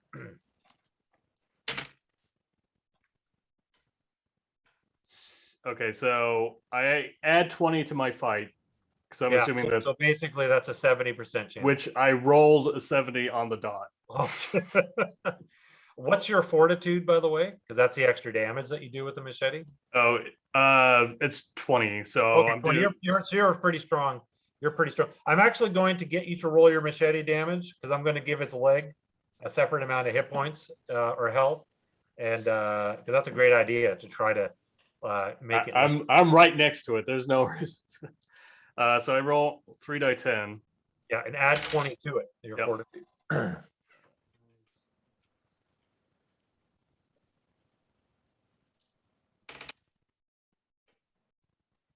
46. Nice hit. So the machete does bite deep. The Tyrannosaur gives out a roar. For that, I'm going to give it, so it's now going to suffer a penalty to its attacks, just because it's not quite moving as fast as it normally would be, but it's still pissed off and really dangerous. Lillian, you come to, so I am going to require, unfortunately, I feel this is deceit. You're deceiving. They're going to need a roll to convince the baby to chase you, to follow you into the T-Rex's mouth, essentially. Well, that depends. Does the No, we're just T-Rex going for a friendly run. It's just one question though. When I slice it at its heel, does it turn around to look at me, therefore putting its back to them? Their eyes are on the side of their head, so it would be able to look at you both. Yeah, it does turn around, but the role that Luca is going to make is kind of a double deceit. It's, can you position the baby so that it's within easy chomping distance of the T-Rex? I can't believe we're ending like that. No. So make your deceit roll, please. 22. And I have a 30 in deceit. A 30 in deceit. This Okay, baby so- Brontosaurus So the loves baby me. goes, the baby essentially lets out a cry of delight as it's completely focused on you. You suddenly dodge away. When suddenly the baby sees the T-Rex, it cries out. And with all of the shaking and with the T-Rex going around, like the ground, the tremors have been everywhere, and the chaos. As you dodge out of the way, Lillian, you look up and you see something come out of the jungle directly in front of you. And in fact, it is a monstrous, giant Brachiosaurus. It's an answering to the baby's calls. The T-Rex wasn't the only thing to respond, and it goes, and you give me a dodge, please, as its huge feet are literally trampling over you as you run between its legs. 43. I have 20. Okay, you roll out of the way as it slams into the T-Rex, and with its bum leg, it literally knocks the T-Rex right off its feet, and it goes tumbling back into the forest. It's getting back up, but now the two of these titans are facing off just as the helicopter is touching down on the helipad. What's everyone doing? Get to the chopper. Legging it. Proper. Get me the fuck out of here. The baby gives you, Lillian, as you get up and start to run towards the chopper, the baby gives you one last mournful cry. How could you? Child abuse. As these two titans clash with each other, you see the T-Rex chomps onto the adult Brachiosaurus, but it's just too large, and it swings its massive body and sends the T-Rex sprawling again into the undergrowth. As you land, as the helicopter lands, the door flies open, and you can see the doors open. Some guys get out, and you all jump on board. And any last, so anyone want to do anything before they get into the chopper? As I start running back up the hill, I grab my hat. Okay. And put it back on as I. You grab your hat. May, you're probably the first into the chopper.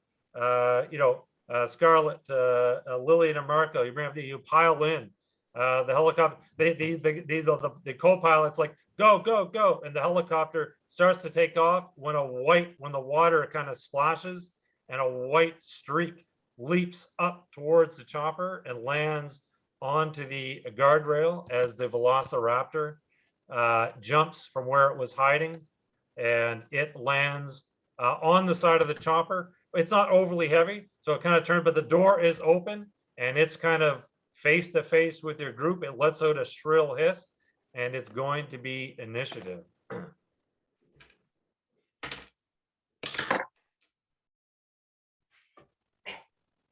Oh, 7. Oh, nice. 8, 9. 9. May, what did you get? 2. As all of a sudden it hisses, and it's about to leap, pull itself into the chopper with you guys. So I did not roll higher than 3 of you, but Tyrant did make this a juggernaut. So I'm going to give myself a reroll thanks to Tyrant. Let's see if I can do it. Come on, Ted, give me a Ted. We tried, Tyrant, we tried. I have a 7. So who beat a 7? That's my The two of best. I us, did. yeah. Okay, what do you guys do? Oh, It's you're on. jumping. I mean, I So feel like picture this. So the door to the helicopter is open. It started to take off. It leapt onto the helipad and then jumped, cleared like the 10 feet, landing on the railing outside the helicopter, and its claws kind of gripped either side of the door, and it's basically lifting its back feet. It's like vaulting inside the helicopter. I'm taking my gun out and like firing at it as I'm continuing to run towards the chopper.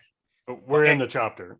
You're in. No, We no. are in the chopper. Yeah, We so are in the this- chopper. Did I make it? Everybody gets in the helicopter. Awesome. You're in your seats. The We're flying helicopter's up. taking off, and this It's thing jumping lands into on the side helicopter. and starts. Great. Well, it's never jumping mind then. inside with you. I thought I was still running from Littlefoot. Nope. Okay, so then I am going to just kind of grip the inside railing the and just handrail, kind of kick out my feet to try and kick this thing off of our chopper. Can- And I'm can gonna you- say, get off my Hold on. Can you do some gymnastics flips I know before Janie you was kick it laughing out? the same reason that I was. 'cause Yes, I was like, that is no. actually In my mind, I was like, I will not have that in this movie. But or in this film. no, not like that, but just the railing on the inside Yeah, where you grab the I'm hand gonna grip, hold that as Grab like the hand kind grip of and a double kick. Give me a fight roll. Okay. So make your percent. What do you have in fight? no, nothing. Nothing. I got a 37 though. Okay. The question But- is, was I going to make this a 50 or was I going to make this a 30? You know what? You got me on this whole gymnastics thing.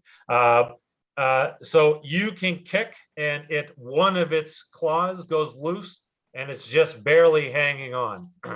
But it reaches up with its hind hook leg and hooks onto the railing. As it starts to recover, I think Scarlett, did you get the next highest? I did. Yep. I assume that Lillian is clear, right? No, you know what? It's a mayhem melee. No, she wouldn't be clear. So odds for shooting the raptor are going to be reduced. Then probably what I'm going to do is if there's like a door that I can slam into its hand, that's what I would want to You do. can try and do that. I'm going to say that's another fight roll. There's a lot going on. So I am going to reduce the odds to 30% plus whatever your fight is. You have nothing in What fight. fight?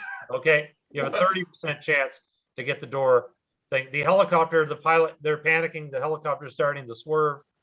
A 14.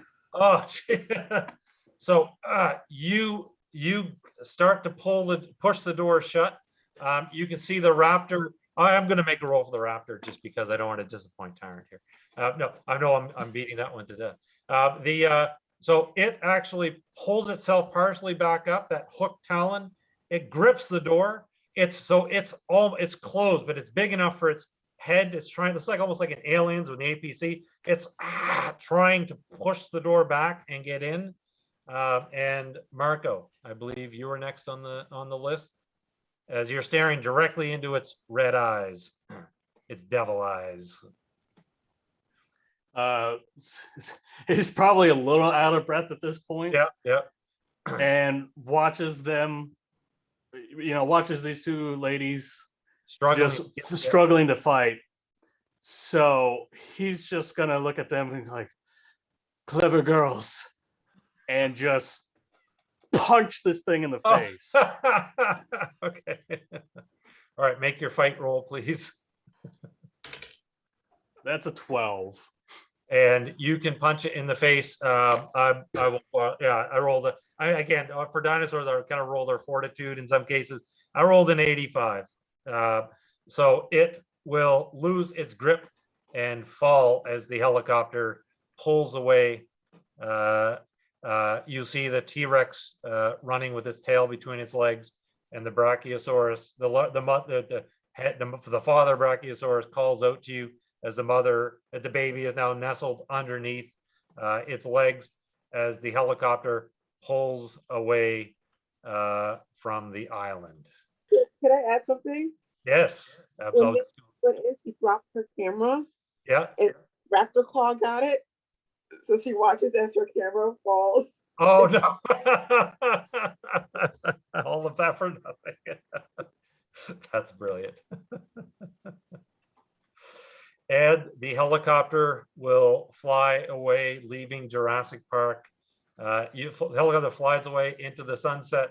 And as you look out of the helicopter, you can see that very large Quetzalcoatl bird.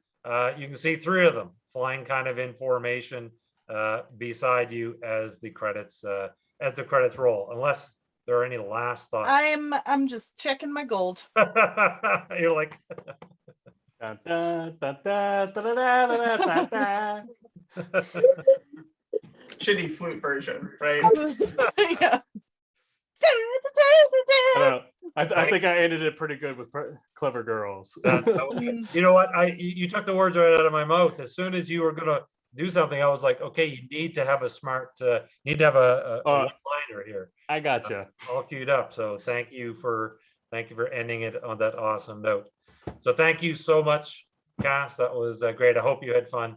I definitely had fun GMing it and visiting the world of Jurassic Park. Thank you, chat, as well. But so I guess now maybe we'll go around. You can let people know where to find you, what you're involved in, and say your goodbyes. I guess we'll might as well go out the same way we came in. So Vermin, over to you. Hey y'all, as before, I'm Legendary Vermin. You can find me as Legendary Vermin on the only places on the internet that matter, which is Itch, Twitch, and Twitter. I have a couple games coming up this week. I'm going to, on Wednesday, be starting off a new Alien campaign as a cool, badass soldier. So maybe a little bit of the same energy, but also really different energy. And then I'm also playing in a cool little experimental game on Friday that we're calling Memento Mori. And that should be really exciting. It's kicking off our sort of Halloween festivities.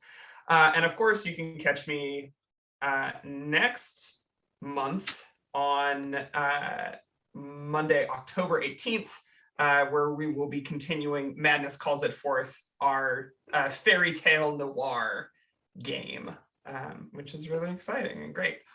You should also check out my itch account where I release a bunch of games.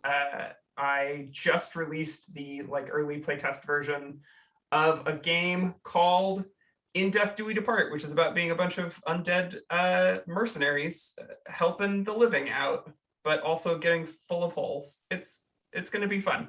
Get it while it's hot. Sounds very fun. All right, I guess it's Janie, over to you. Hi, I'm Janie. I'm in the Alien game this week as well. I'm also in another Alien game this week. So this is an Alien week, Alien Dinosaur Monster Week for me, which I don't mind at all. Because I'm also playing a Dragon Age game. I'm in games a lot of days. I'll try to remember to post it on my Twitter at JaniePop7575. Awesome, thanks. Me? Luca. Yeah. Hi, I'm Lukalock, and tonight I played Lillian Bruce. Very out for number one. Technical specialist slash mercenary. I am in a whole bunch this month, starting tomorrow with the premiere of Stargate Phoenix, one of our two Stargate kind of sister campaigns that will be run by Last HP. And then on Tuesday, we're doing Harper's, but we have wrapped season 2. So it's just going to be a spooky, scary one shot.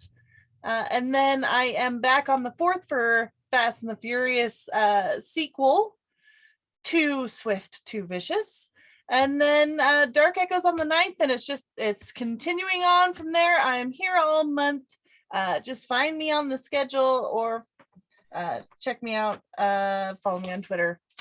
Up to you, Copper. Hi, everyone. This is Copper Leo. You can find me on Twitch and Twitter at CopperLeo21. I played Marco Gomez today, who became more of a badass than I realized he was. It was fun playing with everyone. It was my first time playing with some of these players, so I had a blast. You can find me next Sunday. I will be playing Void. I don't have the time on me right now. I think that's also at 5 Pacific Standard Time as well. And then later this month on October 20th, I will also be playing a Over the Garden Wall one shot called Oz Autumn Colors Fall. So be on the lookout for me there as well. I will probably be playing another animal creature, as that is tradition for me in these. Awesome. Thank you again, cast. You are all amazing. I've said this before, I'll say it again. All the GM can do is kind of set the stage, but it's really up to the players to deliver the performance. And you definitely did that. So standing ovation for me. In terms of what I'm involved in, I don't think I'm back until October 31st. You know what day that is? Halloween. So I'm actually doing a Halloween game. I wish I could tell you about it, but I have no idea what I'm doing. So, but once I figure that out, we will have that information out to you. And again, out there to chat, thank you so much for tuning in. I really hope you enjoyed this. Have a great week. Tune into, there's a lot of other great stuff coming up. But thanks again and stay safe, and we will see you soon. Goodbye.